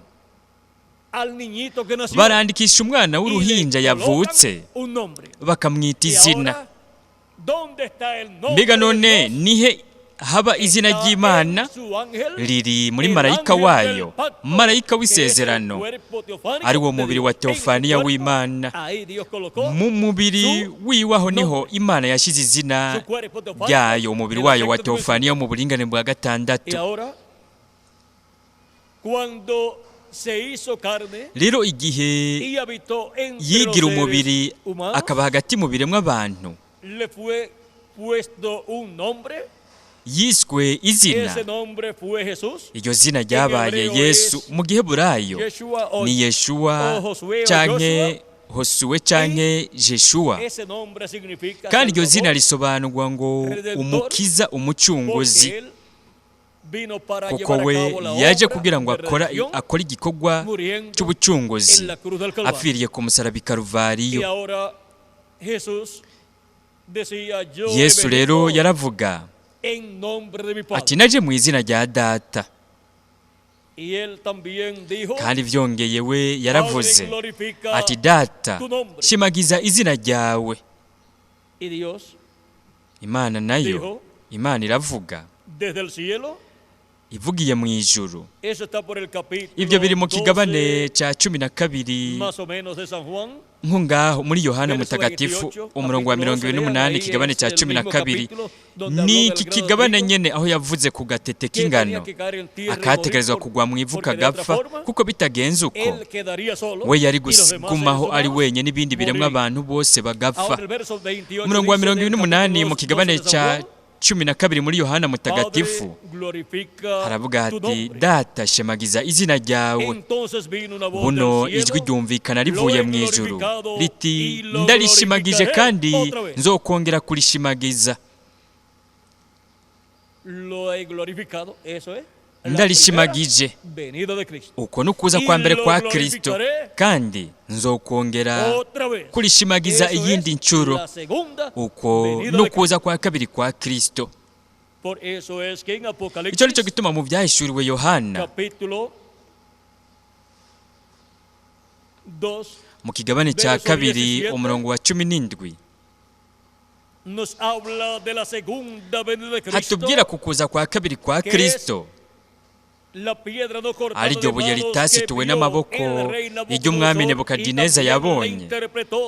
Kandi byongeye umuvugishwa Daniyeli yararitangiye insobanuro, iryo ni buye ridasituwe n'amaboko, ukuza kwa kabiri kwa Kristo ku munsi w'iherezo. Kandi mu byahishuriwe Yohana mu kigabane cya 2 umurongo wa 17, we ni iryo buye ryera. Reka tuhasome, haravuga hati, uri n'ugutwi niyumve icyo mpwemu abwira amashengero, unesha nzomuha kujya kuri manu yanyegejwe. Aho ni ukuvuga uguhishurirwa ko kuza kwa kabiri kwa Kristo. Ni ukuvuga ngo nzomuha uguhishurirwa ko kuza kwa kabiri kwa Kristo. Kubera iki? Kugira ngo ajye uko guhishurirwa. Mbega none ni gute twojya guhishurirwa? Umuntu ntazotungwa n'umutsima gusa, ariko azotungwa n'ijambo ryose riva mu kanwa k'Imana. Wewe urajya imfungurwa zifadika ukoresheje umubiri wawe, ariko ukoresheje ubugingo bwawe. Ntiwoshobora gufata ikimanyu cy'umutsima ngo urye, ariko urashobora kurya ijambo ry'Imana, arizo mfungurwa zo mu buryo bw'impwemu z'ubugingo bwawe. Kandi guhishurirwa ko kuza kwa kabiri kwa Kristo ku munsi w'iherezo ni impano yanyegejwe y'abatoranijwe n'Imana bose bazoronka muri iki gihe cya nyuma, kandi bazoyijya imbere mu bugingo bwabo. Zizoba imfungurwa z'ubugingo bwacu muri iki gihe cya nyuma. Kandi nzomuha ibuye ryera, kuri iryo buye handitswe ku izina rishya, nta muntu arizi atari uzorihabwa. Ibuye ryera ni ukuza kwa kabiri kwa Kristo. We mu myaka 2000 iheze yaraje. We n'ibuye ry'imfuruka iry'abubatsi bagaye, kandi muri iki gihe cya nyuma we yarasezeranye kugaruka. Marayika w'isezerano, marayika w'uhoraho, ari we afite izina ry'Imana, yarasezeranye kugaruka. We yaraje mu myaka 2000 iheze, yihishije mu mubiri w'umuntu, mu musore w'umubaji w'i Nazareti yitwa Yesu. Kandi muri uwo mubiri, muri icyo gitwikirizo cy'umubiri, hari izina ry'Imana ry'ubucunguzi, ry'agakiza. Nicyo gituma izina Yesu risobanurwa ngo umukiza, umucunguzi, kuko icyo nicyo gikorwa we yari gukora mu kuza kwe kwa mbere. Rero ibuye ryera ari ryo Kristo mu kuza kwe kwa kabiri, rero burije rifite izina rishasha. Ata muntu n'umwe arizi atari uzorihabwa. We yarasezeranye iri buye ryera ndetse na manu yanyegejwe ko bihabwa unesha. Kandi unesha azoba ahari ku munsi w'iherezo, intumwa izoba ihari ku munsi w'iherezo, kugira ngo aronke mu rugamba rukomeye mu rukundo rw'Imana, aronke intsinzi ikomeye mu rukundo rw'Imana. Uwo ni we aronka manu yanyegejwe yo guhishurwa ko kuza kwa kabiri kwa Kristo, kugira ngo iyo manu ayiha abantu nk'imfungurwa z'ubugingo. Kuko n'umushumba w'ubwenge w'umwizigirwa ku munsi w'iherezo azoba ariko aragabura mu nzu y'Imana, agaburira abana b'Imana. Kandi uwo n'umushumba w'umunyamahirwe, uwo shebuja niyaza azomusanga ariko arabikora gutyo, ariko aratanga izo mfungurwa zo mu buryo bw'impwemu. Uguhishurirwa ko kuza kwa kabiri kwa Kristo, uguhishurirwa kwa manu yanyegejwe, ariko kuza kwa kabiri kwa Kristo. Kandi azoba ariko arabahishurira ibanga ryo kuza kw'iryo buye, kuko we uwo ni we aronka uko guhishurirwa. Kandi uwo ni we ayaronka yakira Kristo mu kuza kwe kwa kabiri, amwakira afite izina rishasha. Kandi aha haravuga ko aza afite izina rishasha, iryo buye ryera, ariryo zina ata n'umwe arizi. Si izina Yesu, kuko izina Yesu abantu bose bararizi ko ari izina rya Kristo mu kuza kwe kwa mbere, ko ari izina rya marayika w'isezerano mu kuza kwe kwa mbere ari mu mubiri w'umuntu, muri Yesu w'i Nazareti. Ariko ubu marayika w'isezerano, marayika w'uhoraho, ari we afise izina rihoraho ry'Imana, aza ku munsi w'iherezo. Kandi ngaha avuga ko iryo buye ryera riza ririko izina risha. iryo zina rifitaniye isano n'igikorwa cyo kwishyuza icyo we azoba ariko arakorera ku munsi w'iherezo. Kandi mu kuza kwiwe yehewe he rizoba ririko riragaragara iryo zina, ndiho azoba agaragariye ku isi, rizoba rigaragariye ku isi. Rero turabe mu byahishuriwe Yohana ikigabane cya 3 umurongo wa 12 icyo hatubwira naho nyene ku bijyanye n'izina rishasha. Aha muri ibi byabona bibiri, muri ibi byanditswe bibiri haravuga hati unesha nzomugira inkingi yo mu rusengero rw'Imana yanje, ni ukuvuga umuntu afise ikibanza ngira akamaro cyane mu bwami bw'Imana, kandi ntazo hasohoka ukundi. Nanjye nzomwandika ku izina ry'Imana yanje n'iry'umugwa w'Imana yanje, niwe Yerusalemu musha wururuka uvuye mu ijuru ku Mana yanje, kandi nzomwandika ku izina ryanje risha. Kandi iyo ni inkuru ikomeye cyane ku bwoko bw'ibiremwa abantu, kuba Yesu Kristo afise izina rishasha kandi we ni wabivuga. Kandi ibuye ryera, ariko kuza kwa kabiri kwa Kristo iryo buye ryera riza riri ku izina rishasha. Kandi icyo nicyo gituma mu byahishuriwe Yohana hariko haravuga ku 144 by'Abaheburayo mu kigabane cya 14. Ni murabe ingene baboneka aho baba bari ngaho bahamagawe begeranijwe bari kumwe na Kristo. Haravuga hati kandi mbona umwagazi w'intama ahagaze ku musozi Siyoni ahagararanye n'abantu 144 bafise izina ryiwe n'izina rya Se byanditswe mu ruhanga rwabo. Ni ukuvuga ngo baba bafise, ni ukuvuga ko baba bafise guhishurwa ku izina rihoraho ry'Imana n'izina rishya ry'Umwami Yesu Kristo. No mu byahishuriwe Yohana ikigabane cya 22 umurongo wa 4 haravuga hati bazoraba mu nyonga hayo, izina ryayo rizokwandikwa mu ruhanga rwabo. Ni ukuvuga ko bazoba bafise guhishurirwa kw'iryo zina rihoraho ry'Imana, ari ryo zina nyene ry'umugwa w'Imana yacu Yerusalemu musha, kandi ni naryo zina nyene rishasha ry'Umwami Yesu Kristo. Ibyo byose bifitaniye isano n'ukuragwa mu mwuzuro, kugira ngo Kristo afate intebe y'ubwami ya Dawidi, aganze ihanga ry'Abaheburayo, aganze n'amahanga yose. We ategerezwa kuronka iryo zina rihoraho ry'Imana kugira ngo rigaragare ku munsi w'iherezo, hagaragara iryo zina rishasha ari ryo we yaronse igihe yaduga mu ijuru, kandi ategerezwa kurigaragaza mu kuza kwe kwa kabiri, akagaragariza ku isi ku munsi w'iherezo. Kandi hamwe n'iryo zina, iryo ni ryo azoganza afise mu nganji y'imyaka 1000. Iryo ni izina rya Data wo mu ijuru. Rero mu kuragwa mu mwuzuro mwitegereze, kugira ngo afate ubwami aganze ihanga ry'Abaheburayo n'ayandi mahanga yose, we akenera iryo zina rishasha, ari ryo zina rihoraho ry'Imana, ari ryo we igihe yaduga mu ijuru yararironse. Nicyo gituma avuga ko afite izina rishasha, kandi iryo zina rishasha azoryandika kunesha.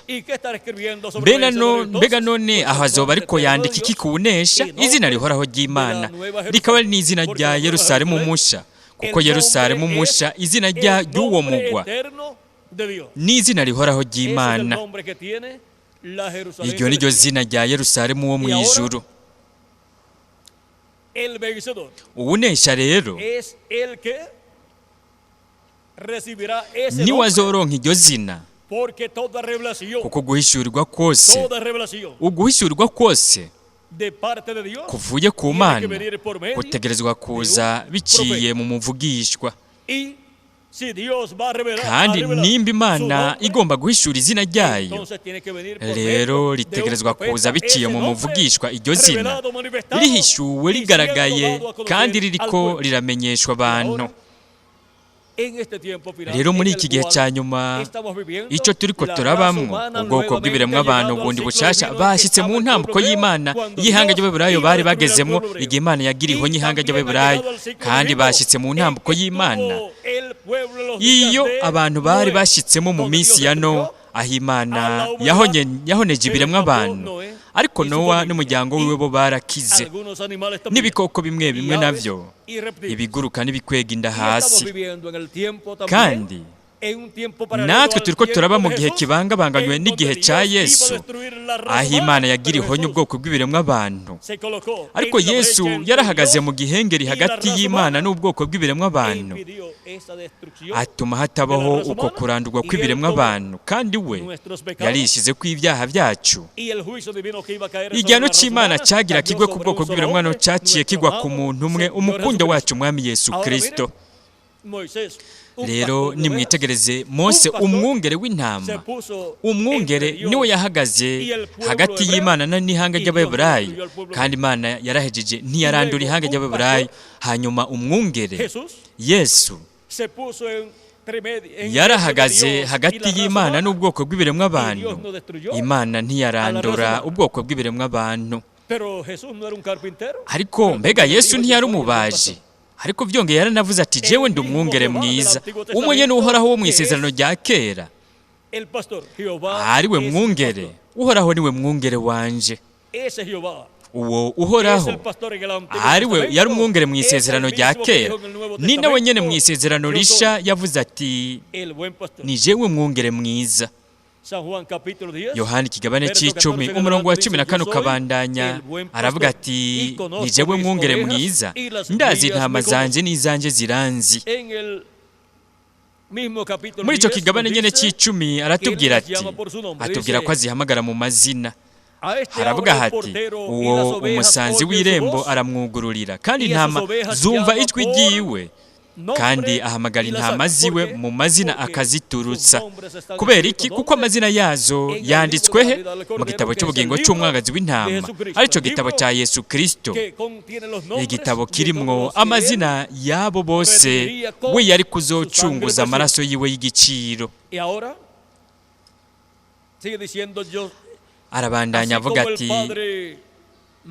nk'uko data anzi nanje nkamumenya, kandi ndigura intama zanje. Mbega Kristo yapfiriye bande? Yapfiriye intama ziwe. Ati, mfise n'izindi ntama zitari izo muri uru rugo, ni ukuvuga ngo zitari izo mu ihanga ry'Abaheburayo, ni ukuvuga izo hagati mu banyamahanga, nazo nyene birankwiye kuzija imbere. Zizokumva ijwi ryanje, hazoba umukuku umwe n'umwungere umwe. None ni gute zizokumva ijwi rya Kristo, kandi Kristo yarapfuye akazuka akaduga mu ijuru, akicara iburyo bw'Imana mu ijuru, ku ntebe y'Imana mu ijuru? Kuko biciye mu ntumwa ziwe we yari kuguma ariko aravuga, ahamagara yegeranya intama ziwe, uva mu gihe uja mu kindi. Uko kugaragara kwa Kristo umwungere mwiza biciye muri buri mumarayika ntumwe muri buri gihe, yari Kristo, ariko arahamagara yegeranya intama ziwe.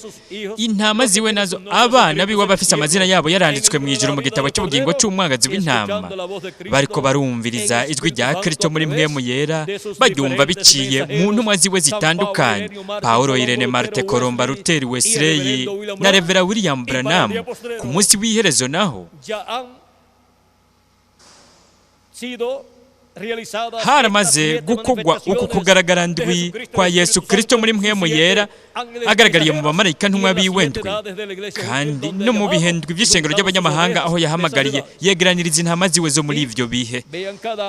Kandi nimwitegereze buri ntambuko canke buri gihe cy'ishengero n'umuhamagaro byashikirijwe mu bibanza bitandukanye, nk'umuhamagaro w'igihe cya mbere biciye muri Paulo washikirijwe muri Aziya ntoya, umuhamagaro wa Kristo biciye muri Irene washikirijwe mu Bufaransa, umuhamagaro wa Kristo biciye muri Marte washikirijwe muri Hongria no mu Bufaransa, umuhamagaro wa Kristo muri mpwemu yera biciye muri Colombo washikirijwe muri Irlande na Ekose, umuhamagaro wa Kristo biciye muri Luther washikirijwe washyikirijwe mu Budage, umuhamagaro wa Kristo biciye muri Wesley washyikirijwe mu Bwongereza, umuhamagaro wa Kristo biciye muri Reverend William Branham washyikirijwe muri Amerika ya ruguru. Mbega none ubu naho natwe dusigaranye k'Abanyamerika Latine na Karayibe. Kuri Amerika Latine na Karayibe dusigaranye umuhamagaro wa nyuma, umuhamagaro w'ijwi rirenga ry'inzamba, kandi ijwi rirenga ry'inzamba ni ijwi rya Kristo riboneka mu byahishuriwe Yohana ikigabane cya 11. Reka turabe mu kigabane cya mbere umurongo wa 11 uw'icumi kugeza ku wa 11. Yohana intumwa aravuga ati, umunsi w'Imana nari muri mwemu, numva inyuma yanjye ijwi rirenga nk'iry'inzamba rivuga riti, ndi Alfa na Omega, uwa mbere n'uw'iherezo. Wa Alfa na Omega ninde? Uwa mbere n'uwa nyuma ninde? Ni umukondo wacu Umwami Yesu Kristo. N'ijwi rya Kristo ku munsi w'iherezo, ku munsi w'Umwami, aricyo kimpumbi kigira indwi. Twongeye ku kirangaminsi imyaka yo gucegwa ikiriko, twaramaze gushika mu kimpumbi kigira indwi, aho abatoranijwe n'Imana bari kuzoba bariko barumviririza iryo jwi rirenga ry'inzamba, ijwi rya Kristo ririko riratubwira ibi bintu byose bitegerezwa kuba vuba. Mbega none we yari kuzoba ariko aravugira he mu gihe cy'ubuye rikomeza imfuruka? Nicyo gituma mu byahishuriwe Yohana ikigabane cya 4 umurongo wa mbere, Kristo akoresheje iryo jwi rirenga ry'inzamba avuga ati, doga uze hano, ni mu gihe cy'ubuye rikomeza imfuruka, doga uze hano nkwereke ibikwiye kuzobaho. Hanyuma y'ivyo, mu nyuma y'ibyabereye mu ntambuko ndwi cyangwa ibihembwe by'ishengero ry'abanyamahanga, hariho ibintu bitegerezwa kubera mu ntambuko y'igihe cy'ubuye rikomeza imfuruka. Rero igihe cy'ubuye rikomeza imfuruka gihwanye no kubera muri Amerika Latine na Karayibe. N'ijwi rya Kristo muri Amerika Latine na Karayibe ririko rirahamagara ryegeranya abatoranijwe biwe bose mu ntambuko y'igihe cy'ubuye rikomeza imfuruka, ririko riradutegura kugira ngo duhindurwe, tuzamungwe kuri uyu munsi w'iherezo, gutyo tujanwe mu rugo kwa Data wacu mu ijuru. Rero ubu twebwe turiko turaba mu gihe aho igihano cy'Imana kigiye kugwa ku mahanga, ku bihugu, nk'uko biri mu byahishuriwe Yohana ikigabane cya 11 umurongo wa 15 kabandanya hagira hati, umumarayika w'indwi avuza inzamba, mu ijuru hakurikira amajwi arenga ati, ubwami bw'isi buhindutse ubw'Umwami wacu n'ubwa Kristo wiwe, kandi azohora ahangamye ibihe bitazoshira. Ba bakuru 24 bicara ku ntebe zabo imbere y'Imana, bikubita hasi bubamye, basenga Imana bati, turagushimye Mwami Imana ushobora byose, uriho kandi wamyeho, kuko wabiriye ububasha bwawe buhambaye ukima, kandi amahanga araraka, uburake bwawe buraza. Igihe cyo guciramwo amateka abapfuye kirashika, n'icyo kugereramwo abasabyi bawe nibo bavugishwa nawe, no kugerera abera n'abubaha izina ryawe, aboroshe n'abahambaye, n'icyo guhonerezamwo abahonya isi. Murabona, iki ni igihe aho Imana izohonya abahonya isi. Ariko iki ni igihe kibangabanganywe n'igihe cya Mose, aho Imana yagiriye ihonya ihanga ry'Abaheburayo. Ariko Mose yarahagaze mu gihengeri hagati y'Imana n'ihanga ry'Abaheburayo, atuma hatabaho uko kurandurwa. Kandi ni igihe kibangabanganywe n'igihe cya Yesu, aho Imana yagiriye ihonya ubwoko bw'ibiremwa abantu. Ariko Yesu yahagaze hagati y'Imana n'ubwoko bw'ibiremwa abantu. Igihano cy'Imana gica kigwa kuri Yesu, ubwoko bw'ibiremwa abantu ntibarandurwa. Rero ubu naho ubundi bushasha twashyitse muri iyo ntambuko y'Imana nk'iyo nyene. Kristo rero niwe yagaragariye muri Mose, kandi Kristo ari Mose yarahagaze mu gihengeri hagati y'Imana n'ihanga ry'Abaheburayo. Ihanga ry'Abaheburayo ntibarandurwa. Kristo rero marayika w'isezerano, marayika w'uhoraho muri wa mubiri w'inyama witwa Yesu, yarahagaze hagati y'Imana n'ubwoko bw'ibiremwa abantu, atuma ubwoko bw'ibiremwa abantu batarandurwa. Ubu naho Kristo ari mu mumarayika ntumwa wiwe ku munsi w'iherezo, yari kuzoba ahagaze hagati y'Imana n'ihanga ry'Imana, Isirayeli yo mu ijuru ndetse na hagati ya Isirayeli yo ku isi, kugira ngo atume hataba ukurandurwa kwa Isirayeli yo mu ijuru, ariryo shengero rya Yesu Kristo, no kurandurwa kwa Isirayeli yo ku isi. Kuko Kristo marayika w'isezerano mpwemu yera, Yesu Kristo muri mpwemu yera biciye mu mumarayika ntumwa wiwe ku munsi w'iherezo, adahagaze hagati y'Imana n'ishengero ryayo no hagati y'Imana n'ihanga ry'Abaheburayo. Mu gihano cy'Imana kizogwa ku bwoko bw'ibiremwa abantu, aho Imana izohonya abahonya isi. Muri uko kurandurwa bohonywa n'abana bose b'abahungu n'abakobwa b'Imana. Icyo nicyo gituma ku munsi w'iherezo Kristo muri mpwemu yera agaragariye mu mumarayika ntumwa wiwe, nicyo gituma azoba ari hagati y'Imana n'ihanga ry'Imana, ishengero rya Yesu Kristo. Azoba ari no hagati y'Imana n'ihanga ry'Abaheburayo kugira ngo abuze ko haba ukurandurwa kw'ishengero rya Yesu Kristo no kurandurwa kw'ihanga ry'Abaheburayo kugira ngo bashobore kubaho ibihe bidashira. Turashobora kubona rero ko mu gihe aho Imana yishize muri Mose, mpwemu yera Kristo muri Mose, aho yishize hagati y'Imana n'ihanga ry'Abaheburayo, haragaragaye ubwiza bw'Imana hariya ku musozi, aho Imana yariko irandika bundi bushasha amategeko ku bisate by'amabuye ibyo Mose yari yajanye. Kandi aho Mose yahamaze iminsi 40 ariko araronka bundi bushasha amategeko ivyagezwe ku bisate by'amabuye. Kandi Imana yaratangaje aho, yarahavugiye izina ryayo rihoraho.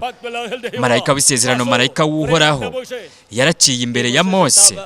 Mose yari mu gitandara ahantu mu gihoro, aho Imana yari yamubwiye ko imushira. Icyo nicyo cyari cyo kibanza cy'umutekano kuri Mose. Rero ubu naho natwe twashyizwe ahantu mu gihoro, mu gitandara, mu mishishagu ya Kristo. Kristo niwe rutare, kandi Kristo urutare rwakubiswe, urutare rwakubitiwe ku musaraba Karuvariyo, niwe gakiza kacu, niwe nkinzo yacu. Twebwe turi muri Kristo urutare, mu mishishagu yiwe, kuko kubw'inguma ziwe vyatumwe twebwe dukira. We yaradukuye ku ibyaha byacu n'indwara zacu. Rero igihano kiduhesha amahoro cyabaye kuri we, kandi kubw'inguma ziwe twebwe twarakize, twarakijijwe cyangwa turakizwa indwara. Rero nimurabe ingene muri iyi myaka yose aho marayika w'isezerano, marayika w'uhoraho yagumye ariko aragaragara biciye mu ntumwa ziwe muri buri gihe.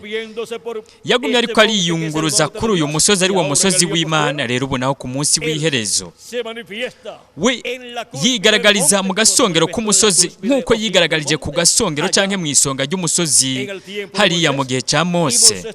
Kandi Mose yategerejwe kuduga mu gasongero k'umusozi.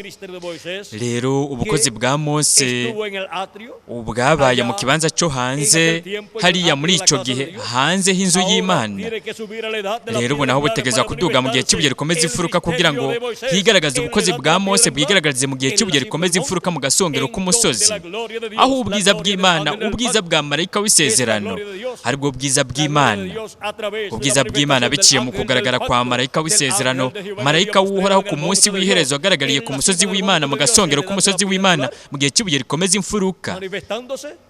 Buba buriko burigaragaza biciye mu mubiri w'umuntu, nk'uko mu kuza kwa mbere kwa Kristo ubwiza bw'Imana bwahagaragariye. Nimurabe Yohana Mutagatifu mu kigabane cya mbere umurongo wa 14 haravuga hati, kandi uwo jambo yihaye umubiri abana natwe, twitegereza ubwiza bwiwe, n'ubwiza bumeze nk'ubw'umwana w'ikinege ari mu gikiriza cya se, yuzuye ubuntu n'ukuri.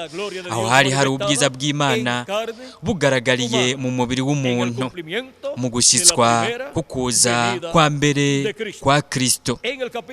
Mu kigabane cya 40 muri Yesaya byari byarasezeranywe ko haba kugaragara k'ubwiza bw'Imana. Umurongo wa 3 kabandanya havuga hati, ijwi ry'usemerera ati, nimutegurire inzira uhoraho mu bugaragwa, musenere Imana yacu inzira y'iroro mu bweranyange.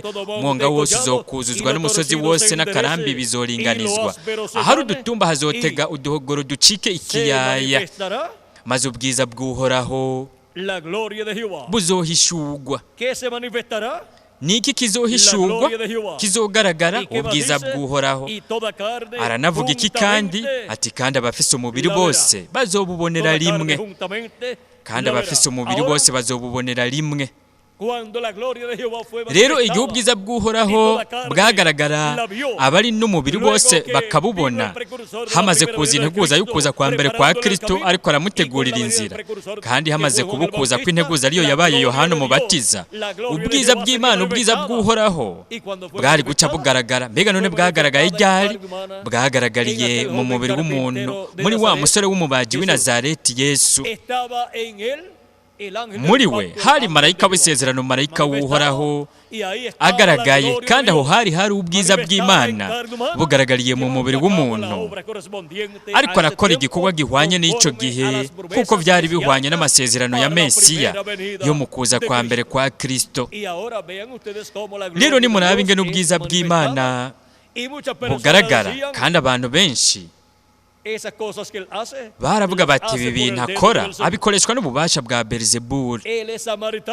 We n'umunyasamariya, kandi arimwo abadayimoni, ariko bwari ubwiza bw'Imana bugaragariye mu mubiri w'umuntu, mu musore asanzwe yarerewe i Nazareti, umubaji asanzwe, ariko muri we hari ubwiza bw'Imana bugaragaye mu kuza kwa mbere mu mubiri w'umuntu, ukuza kwa mbere kwa marayika w'isezerano.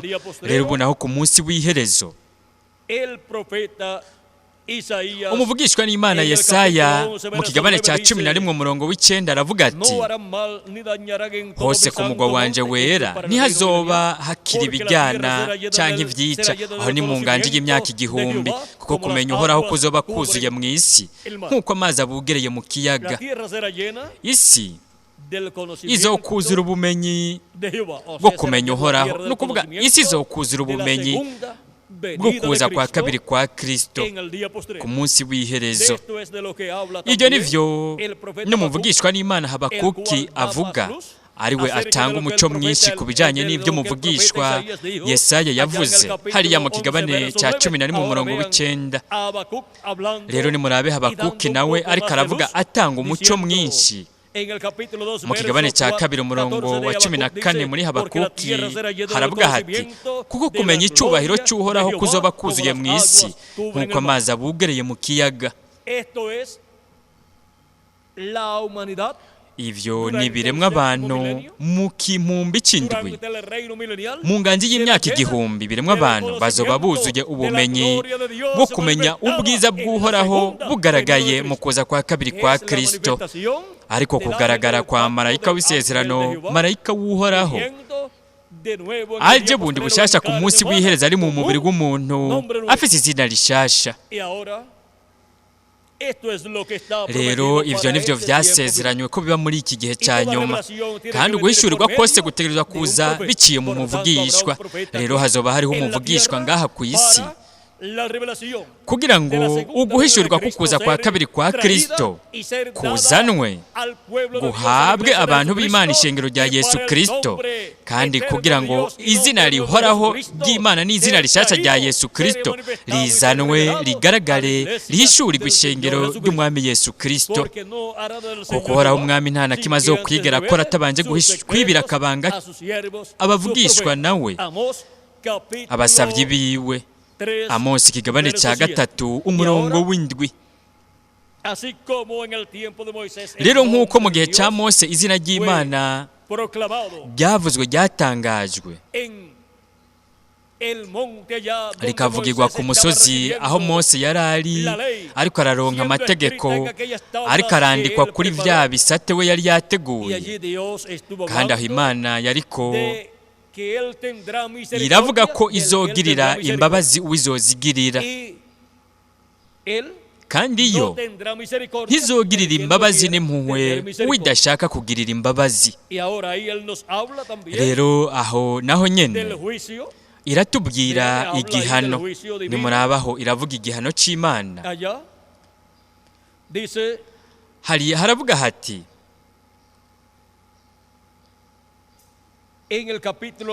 mu kigabane cya 33 kuva y'umurongo wa 19,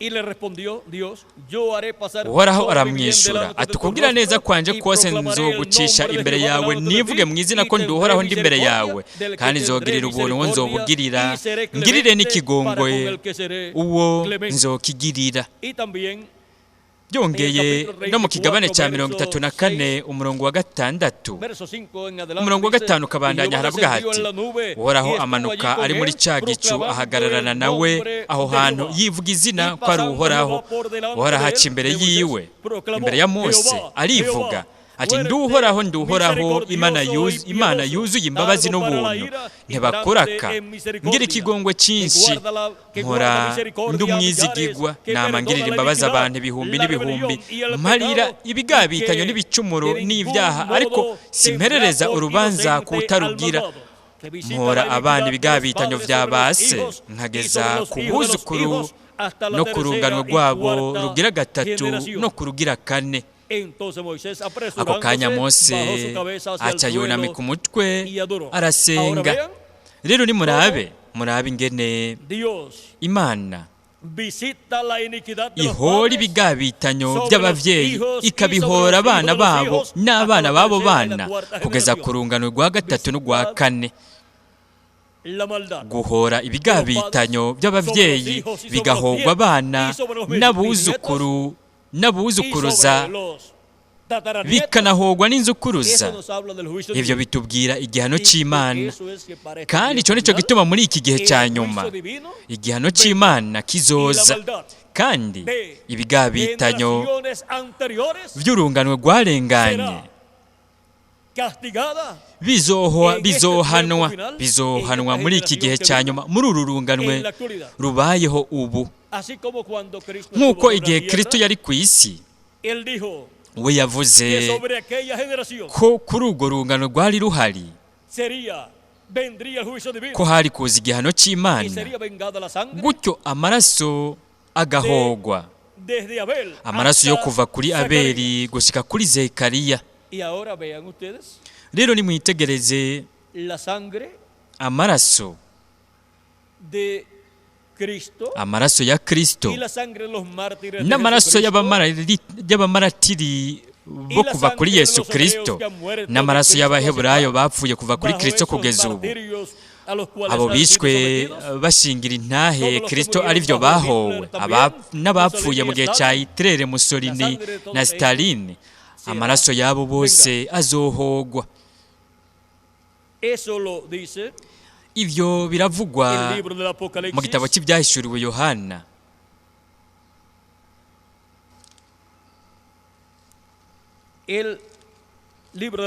Igitabo cy'ibyahishuriwe Yohana kiratubwira ku munsi wo kwihora kw'Imana yacu,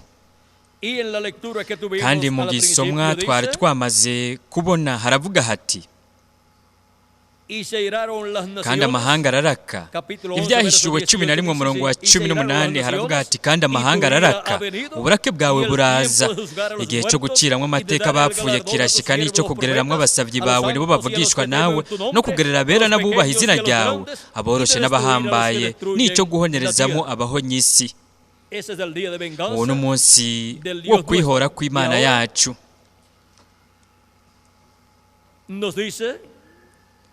Turanabwirwa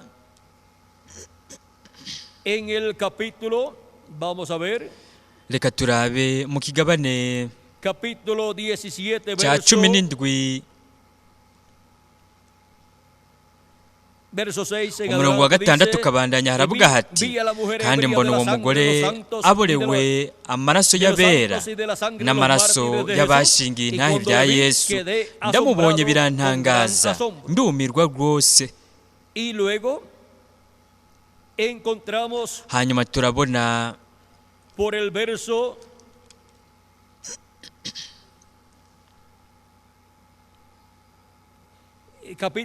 mu kigabane c'18 umurongo wa 20 haravuga hati nibiguhimbare wa juru, namwe abera n'intumwa n'abavugishwa n'Imana, kuko Imana igiciriye kwiteka icyo gisagara igihora mwebwe. Ni ukuvuga ngo Imana yahoye amaraso y'abera y'abamaratiri n'abasavyi b'Imana bose.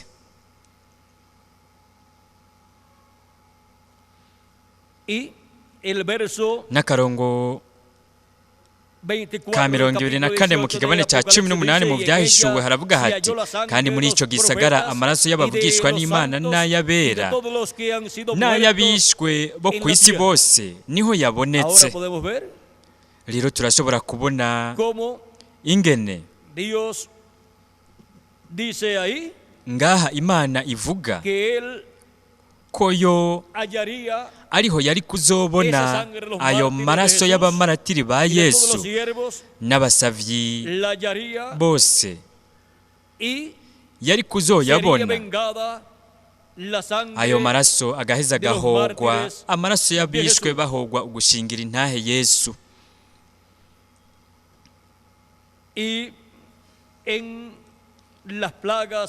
Kandi mu vyago no mu nzamba naho nyene turabona ko ibihano bigwa ku isi bivugwa. Haravugwa ko Imana iba iriko irahora amaraso y'abavugishwa n'abagororotsi, nk'akarorero mu kigabane cya 15 mu byahishuriwe Yohana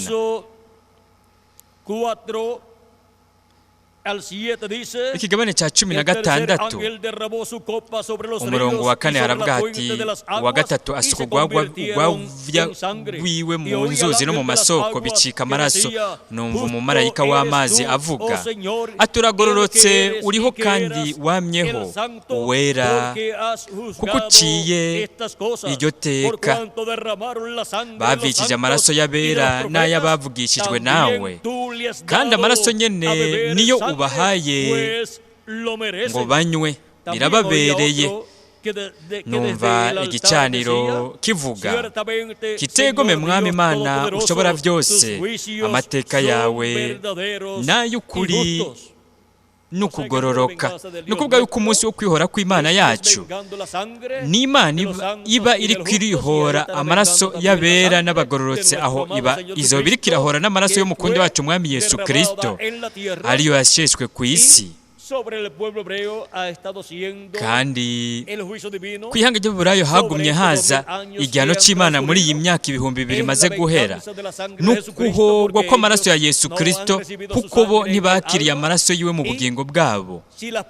Kandi umuntu afise amaraso ya Kristo mu maboko yiwe, abo bantu rero baba bagirizwa amaraso ya Kristo, kandi ukwihora kw'Imana kuraheza kukaza kuri abo bantu.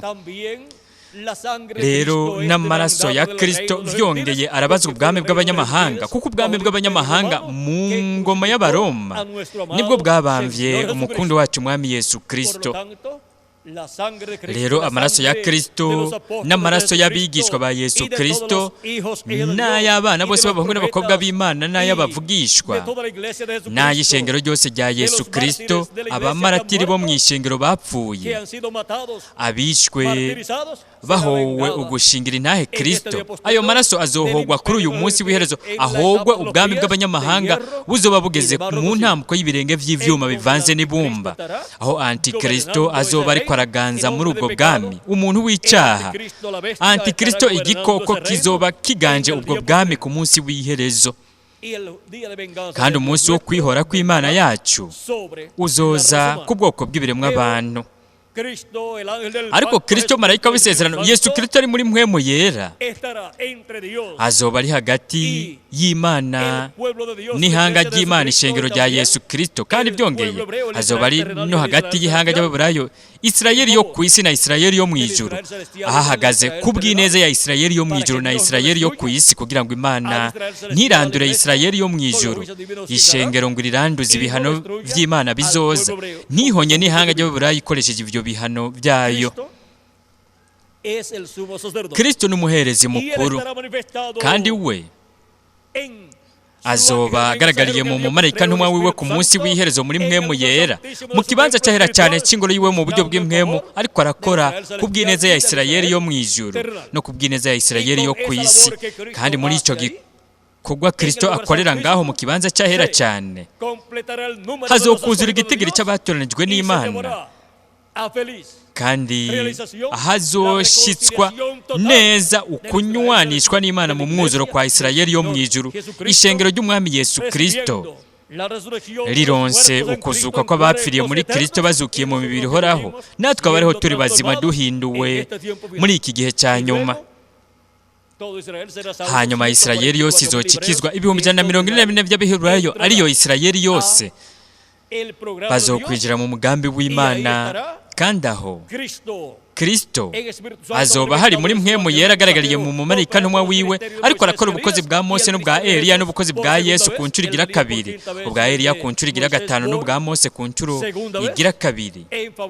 Ariko arakora ubwo bukozi ku bw'ineza y'ihanga ry'abaheburayo naryo, kugira ngo bahamagagwe begeranywe bashigwe ko ikimenyetso mu ruhanga rwabo 144,000 by'abaheburayo. Marayika w'isezerano azafise ikimenyetso cy'Imana nzima, niwe aza kugira ngo akigaragarize mu mumarayika ntumwa wiwe, kugira ngo biciye mu mumarayika ntumwa wiwe ahamagara yegeranye 144,000 by'abaheburayo, abashire ko ikimenyetso mu ruhanga. Si umuntu, ahubwo ni marayika w'isezerano Yesu Kristo muri mpwemu yera, niwe akora icyo gikorwa, ariko ategerezwa kugikora biciye mu muntu ari we, ari umumarayika w'umwami Yesu Kristo warungika kugira ngo ashinge intahe y'ibi bintu byose mu mashengero, nk'uko biri mu byahishuriwe Yohana ikigabane cya 22 umurongo wa 16, no mu byahishuriwe Yohana 22 umurongo wa 6 naho haratubwira hati, arambarira atayo majambo nayo kwizerwa n'ay'ukuri, kandi umwami niyo Mana igira impwemu z'abavugishwa nayo, yatumye umumarayika wiwe kwereka abagurano biwe ibintu bitegerezwa kuba vuba. Biciye mu mumarayika ntumwa wiwe niho Yesu Kristo ari muri mpwemu yera akorera igikorwa ciwe cyasezeranywe cyo ku munsi w'iherezo. Kandi muri uko kugaragara kwa Kristo marayika w'isezerano agaragaye biciye mu mumarayika ntumwa wiwe, niho izina rihoraho ry'Imana n'izina rishya ry'umwami Yesu Kristo rivugirwa ritangarizwa muri iki gihe cya nyuma. Marayika w'isezerano Yesu Kristo ararivuga akaritangaza biciye mu mumarayika ntumwa wiwe, kandi aratuzanira uguhishurirwa ko kuza kw'ibuye ritasituwe n'amaboko, ukuza kw'iryo buye ryera ririko iryo zina rishasha. Gutyo rero araduhishurira ibanga ryose ry'iryo zina rishasha, kandi iryo zina rishasha ririko rirashyirwa ku buneshwa. Nimwitegeze hariya mu gihe cya Mose haravuzwe izina rihoraho ry'Imana, mbega ryari ririhe? Muri marayika uwo Imana yari kwiravugiramo iryo zina. Kandi hanyuma mu gihe cya Yesu, mbega iryo zina ryari ririhe? Muri Yesu. Kandi aho ryari ririko riravugwa, ririko riratangazwa, ririko riragaragara, ririko rirahishurwa, kandi hariko harakogwa igikorwa cy'ubucunguzi muri iryo zina. Rero mu ntambuko ndwi z'ishengero ry'abanyamahanga hagumye hariko haravugwa izina ry'ubucunguzi, izina Yesu. Mu kiringo cy'ubwami naho marayika w'isezerano, marayika w'uhoraho ari we Yesu Kristo ari muri mpwemu yera, azoba ariko arigaragaza biciye mu mumarayika ntumwa wiwe, kandi azoba ariko aravuga atangaza izina ry'iwe rishasha, ariryo zina rihoraho ry'Imana, kandi azoba ariko arahezagira ishengero ry'iwe muri iki gihe cya nyuma. Integuza y'ukuza kwa kabiri kwa Kristo ariko aratubwira kuri iryo zina, aratubwira ku rupapuro rw'amajana 356 mu gitabo cy'ibimatanijwe, munyihanganire mu gitabo cy'ibihendwe by'ishengero, ati nzomwandika ku izina ryanjye rishasha, izina ryanjye rishasha, igihe byose hazogeraho biba bishasha. Nawe nyene rero azoba afise izina rishasha, kandi iryo zina byongeye rizoba ari n'izina ry'umugeni, no kuvuga ry'ishengero. Ico iryo zina riri nta umuntu n'umwe yo kwihenda ngo agerageze kuvugavuga arimenye, kuzotegereza kuba uguhishurirwa gutanzwe na mpwemu, gutanzwe gutomoye neza ku buryo ata muntu n'umwe azokwihenda ngo yanke uko guhishurirwa. Kandi nimba gutegereza kuba uguhishurirwa gutanzwe na mpwemu yera, bitegerezwa kuba biciye muki mu muvugishwa, kandi iryo zina ritegerezwa guhishurwa biciye mu muvugishwa. Ariko nta nkeka we azoba ararindira uko guhishurirwa agutange ku munsi yifuza ikwerekanira ko iryo zina. Kandi uwo n'umunsi w'iherezo, ikimumbi kigira indwi. Kandi kuri uyu munsi w'iherezo hazobaho umuvugishwa, ari wo muvugishwa w'ikiringo cy'ubwami, ari we yitwa umumarayika wa Yesu Kristo. Mu byahishuriwe Yohana, uwo Kristo yavuze ko agira ati, jewe Yesu ntumye umumarayika wanje gushingira intahe mwebwe ibyo kubw'amashengero. Nimwitegereze ibintu byose y'ibyo azoba ariko arashingira intahe umumarayika w'umwami Yesu Kristo, we azoba asizwe na mpwemu yera. Mpwemu yera, Yesu Kristo muri mpwemu yera niwe azoba ari muri we, ariko arahishurira ishengero ry'iwe ibintu byose bitegerezwa kubera muri iki gihe cya nyuma. Kandi ariko aramenyekanisha ibanga ryo kuza kwa kabiri kwa Kristo, aje afite iryo zina rishasha, kugira ngo gutyo aduhe ukwizera kudushoboza guhindurwa no kuzamurwa tujanwe mu birori by'ubukwe bw'umwagazi w'intama mu ijuru. Hariho byinshi byo kuvuga kuri iri banga ry'izina rishasha n'ibanga ryo kuza kwa kabiri kwa Kristo, ariko umwanya uri kuraduherana uraturangiranye. Kandi ejo tuzobandanya mu kigwa cyitwa ngo ukugaragara kwanje jewe nyine ubwanje nzoba ndi kumwe nawe. Rero mwibuke yuko iryo zina no guhishurwa ko kuza kwa kabiri kwa Kristo ajya afite izina rishasha, ibyo bitegezwa kuzanwa ku ishengero rya Yesu Kristo biciye mu muvugishwa, kuko uguhishurwa kose gutegerezwa kuza ku muvugishwa. Biciye muri uyo muvugishwa, uko guhishurirwa kugahabwa ihanga ry'Imana. Turabonye rero ko uwo muvugishwa wo ku munsi w'iherezo ari umumarayika w'umwami Yesu Kristo. We aza ariko arahishura iryo banga ryo kuza kwa kabiri kwa Kristo, aje afite iryo zina rishasha. Kandi Yesu Kristo muri mpwemu yera zari muri we, ariko arigaragaza, ariko aramusiga. Kandi biciye muri uwo agahishura iryo banga, akarihishurira ishengero kuri uyu munsi w'iherezo. Kristo azoshira mu kanwa k'intumwa yiwe ibi bintu byose ibyo we yasezeranye kuzomenyesha ishengero ryiwe, kandi iyo ntumwa izovuga byose ibyo Yesu Kristo ayitegetse, ayishinze kuvuga. Iyo ntumwa izovuga byose ibyo Yesu Kristo ayihishuriye, kugira ngo ibihe ishengero ryiwe, hanyuma naho ibihe ihanga ry'Abaheburayo. Kandi ku ishengero rya Yesu Kristo no ku ihanga ry'Abaheburayo nta kindi cyiringiro kihari uretse gusukuza kwa kabiri kwa Kristo. Aje nk'intambwe yo mu muryango wa Yuda, aje nk'umwami w'abami n'uganza baganza mu gikorwa cyo kwisubiza ibyiwe. Kandi aza afite izina rishasha, kandi aza ari nk'ugendera ku ifarasi y'igitare yo mu byahishuriwe Yohana 19. Kandi reka tubigarukirize ngaho, tubiceceke, dutekane, kuko uku kugaragara kwabereye hariya ku musozi igihe Imana yariko iramuha guhishurirwa, iguha Mose, aho Mose yariko araronka kuri ibyo bisate ibyo yari yajanye, aho yariko araronka amategeko bundi bushasha ariko arandikwa ngaho. Nimurabe ku musozi wo guhindurirwako naho nyene, aho naho nyene turahabona ukuza k'ubwami bw'Imana, aho Yesu Kristo yaragiwe mu mwuzuro. Mwibuke yuko ibyo bifitanye isano no kuragwa mu mwuzuro, kandi izina ry'umwana w'Imana yamaze kuragwa mu mwuzuro ni ryiza cyane nk'irya se wiwe, kuko umwana wese aza mu izina rya se. Ku rupapuro rw'amajana 256 n'urupapuro rw'146 mu gitabo cy'ibimatanijwe haravuga hati, urupapuro rw'146 haravuga hati, Mpwemu yera araduga akaza yambaye umubiri mu muntu. No ku rupapuro rw'amajana 256 ariko aratubwira kugendera ku ifarasi y'igitare yo mu byahishuriwe Yohana 19, ariko kuza kwa Kristo marayika w'isezerano. aravuga ati ariko igihe umwami wacu azoshikira azoserukira ku isi, azoza ariko agendera ku ifarasi yera nk'urubura, kandi azoba ari Emanueli mu mwuzuro, ijambo ry'Imana ryigize umubiri ryambaye umubiri mu muntu.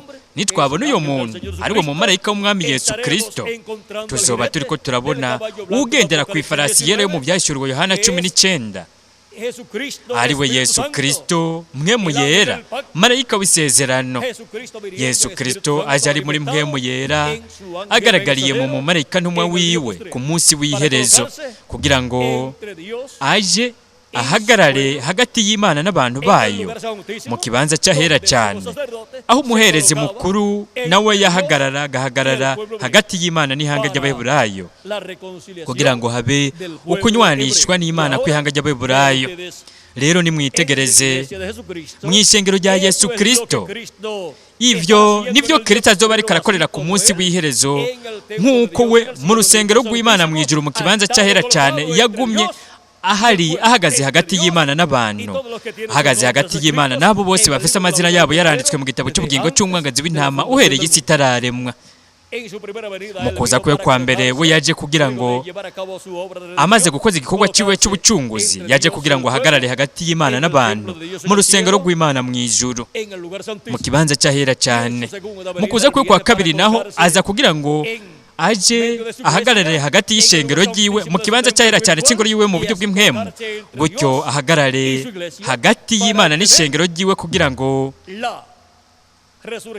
rironke ukuzuka kw'abapfiriye muri Kristo no guhindurwa kwa twebwe abariho turi bazima, kugira ngo gutyo rironke canke ryakire ukunywanishwa n'Imana burundu mu mwuzuro. Ni ukuvuga ngo ukunywanishwa n'Imana no mu buryo bufadika kwa twebwe twese tubayeho muri iki gihe cya nyuma no kubapfiriye muri Kristo, kandi abapfiriye muri Kristo nibazuka natwe bariho turi bazima tukamara guhindurwa.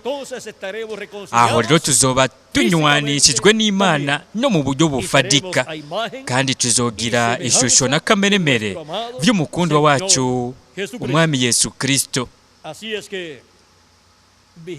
Rero mube maso mugabe ku gikorwa azoba ariko arakorera mu kibanza cy'ahera cyane cy'ingoro yiwe mu buryo bw'impwemu ku munsi w'iherezo, biciye mu kugaragara kwiwe uko azokora biciye mu mumarayika ntumwa wiwe, kuko we azoba ariko aragaragaza ubukozi bwiwe bw'umuherezi mukuru, nabwo nyine azoba ariko arabugaragariza ngaho, kuko we ni umwami, we ni umuvugishwa, we ni umuherezi mukuru, we ni umwanditsi w'amategeko, we ni byose kandi ari muri bose. Rero dutegerezwa kuba maso buri gihe ku gikorwa cya Kristo akorera muri mpwemu yera mu ishengero ryiwe, nk'uko mu bihe byarenganye bategerezwa kuba maso ku gikorwa cya Kristo yakoze biciye mu ntumwa ziwe muri buri gihe. We yaragaragaye nk'umuherezi, agaragarira muri buri ntumwa muri buri gihe, ariko ntiyari bwinjire mu kibanza cyahera cyane cy'ingoro yiwe mu buryo bw'impwemu kugeza muri iki gihe cya nyuma, aho we yinjira kugira ngo yigaragaze nk'uko haba kwinjira gushika mu kibanza cyahera cyane ku muherezi mukuru mu ngoro ya Mose no mu rusengero rwa Salomo. Ni nk'uko kandi na Kristo nawe yinjiye mu kibanza cyahera cyane cy'ingoro y'Imana mu ijuru, gutyo we azokwinjira mu kibanza cyahera cyane cy'ingoro yiwe mu buryo bw'impwemu muri iki gihe cya nyuma, kandi aho azoba ariko arakora nk'umuherezi mukuru.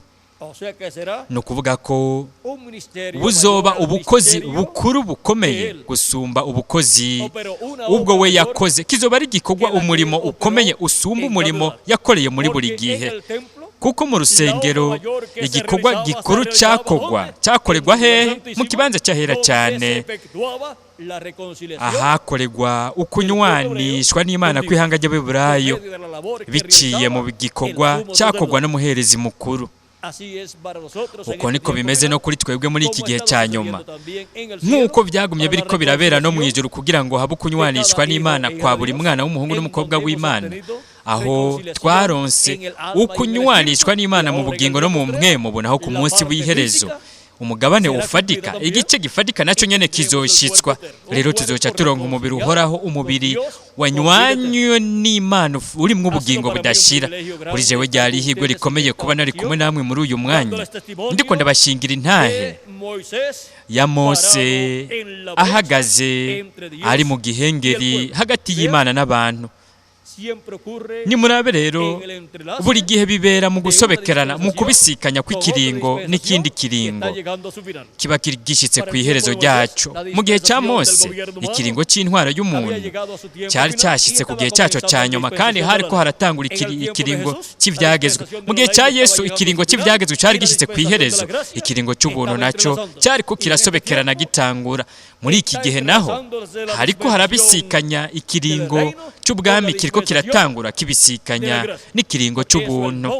Nico gituma izina ry'Imana buri gihe rivugirwa muri uko gusobekerana, ukubisikanya kw'ikiringo n'ikindi, kandi buri gihe haraboneka umuvugishwa n'Imana ntumwa w'ikiringo kinini. Uwo izina ry'Imana rimenyekanishirizwamo rikamenyeshwa abantu, kandi muri iki gihe izina ry'Imana riratangazwa na marayika w'uhoraho ari we afise uguhishurirwa, hanyuma akaguha umuvugishwa n'Imana ntumwa wo muri ico gihe. Ni vyiza kuri jewe ryari ihigwe rikomeye kuba nari kumwe namwe muri uyu mwanya, ndiko ndabashingira intahe ya Mose ahagaze mu gihengeri hagati y'Imana n'abantu.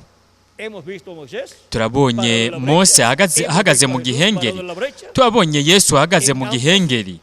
Muri abo babiri bose yari marayika w'isezerano, marayika w'uhoraho agaragariye muri umwe wose wo muri abo bavugishwa. Ku munsi w'iherezo naho marayika w'uhoraho azoba ahagaze mu gihengeri, biciye mu kugaragara kwiwe akorera mu mumarayika ntumwa wiwe ku bw'ineza y'ishengero ryiwe no ku bw'ineza y'ihanga ry'Abaheburayo. Ese imigisha ya marayika w'isezerano Yesu Kristo yoba kuri mwebwe mwese, ikaba no kuri jewe nanje, kandi vuba we yuzuza igitigiri cy'ishengero ryiwe, igitigiri cy'abatoranijwe biwe, kandi vuba bapfiriye muri Kristo bazukire mu mibiri ihoraho, natwe abariho turi bazima duhindugwe, nuko twese tujanwe mu birori by'ubukwe bw'umwagazi w'intama turi mu mibiri ihoraho, mu izina rihoraho ry'Umwami Yesu Kristo. Amen kandi amen. Ni vyiza, reka twakira inshuti yacu mwene data Miguel Bermudez Marine kugira ngo abandanye muri iri joro asozera iki gice cyacu. Turangije hakiri kare muri Mexique, muri Repubulika ya Mexique. Ibi bikorane vyahera nko hagati y'isaha 4 n'isaha 5 z'ijoro, ariko ngaha twarangije hakiri kare cyane. Imana yatwemereye mu mwanya mutoya, umwanya uri munsi y'amasaha 2, nivyo amasaha ari munsi ya 2. Imana yatwemereye kubona iri banga ryose rya Mose ari mu gihengeri, nico ivyo vyashushanije mu minsi ya Yesu, nico byashushanije muri iki gihe cya nyuma, icyo twebwe turiko turabamwo. Ni vyiza, reka dusige ngaha Miguel kugira ngo abandanye kandi asozere iki gice muri iri joro. Imana ibahezagire, ibarinde, bazigame kandi baherekeze muri ko musubira mu ngo zanyu. Mwese mugira ijoro ryiza.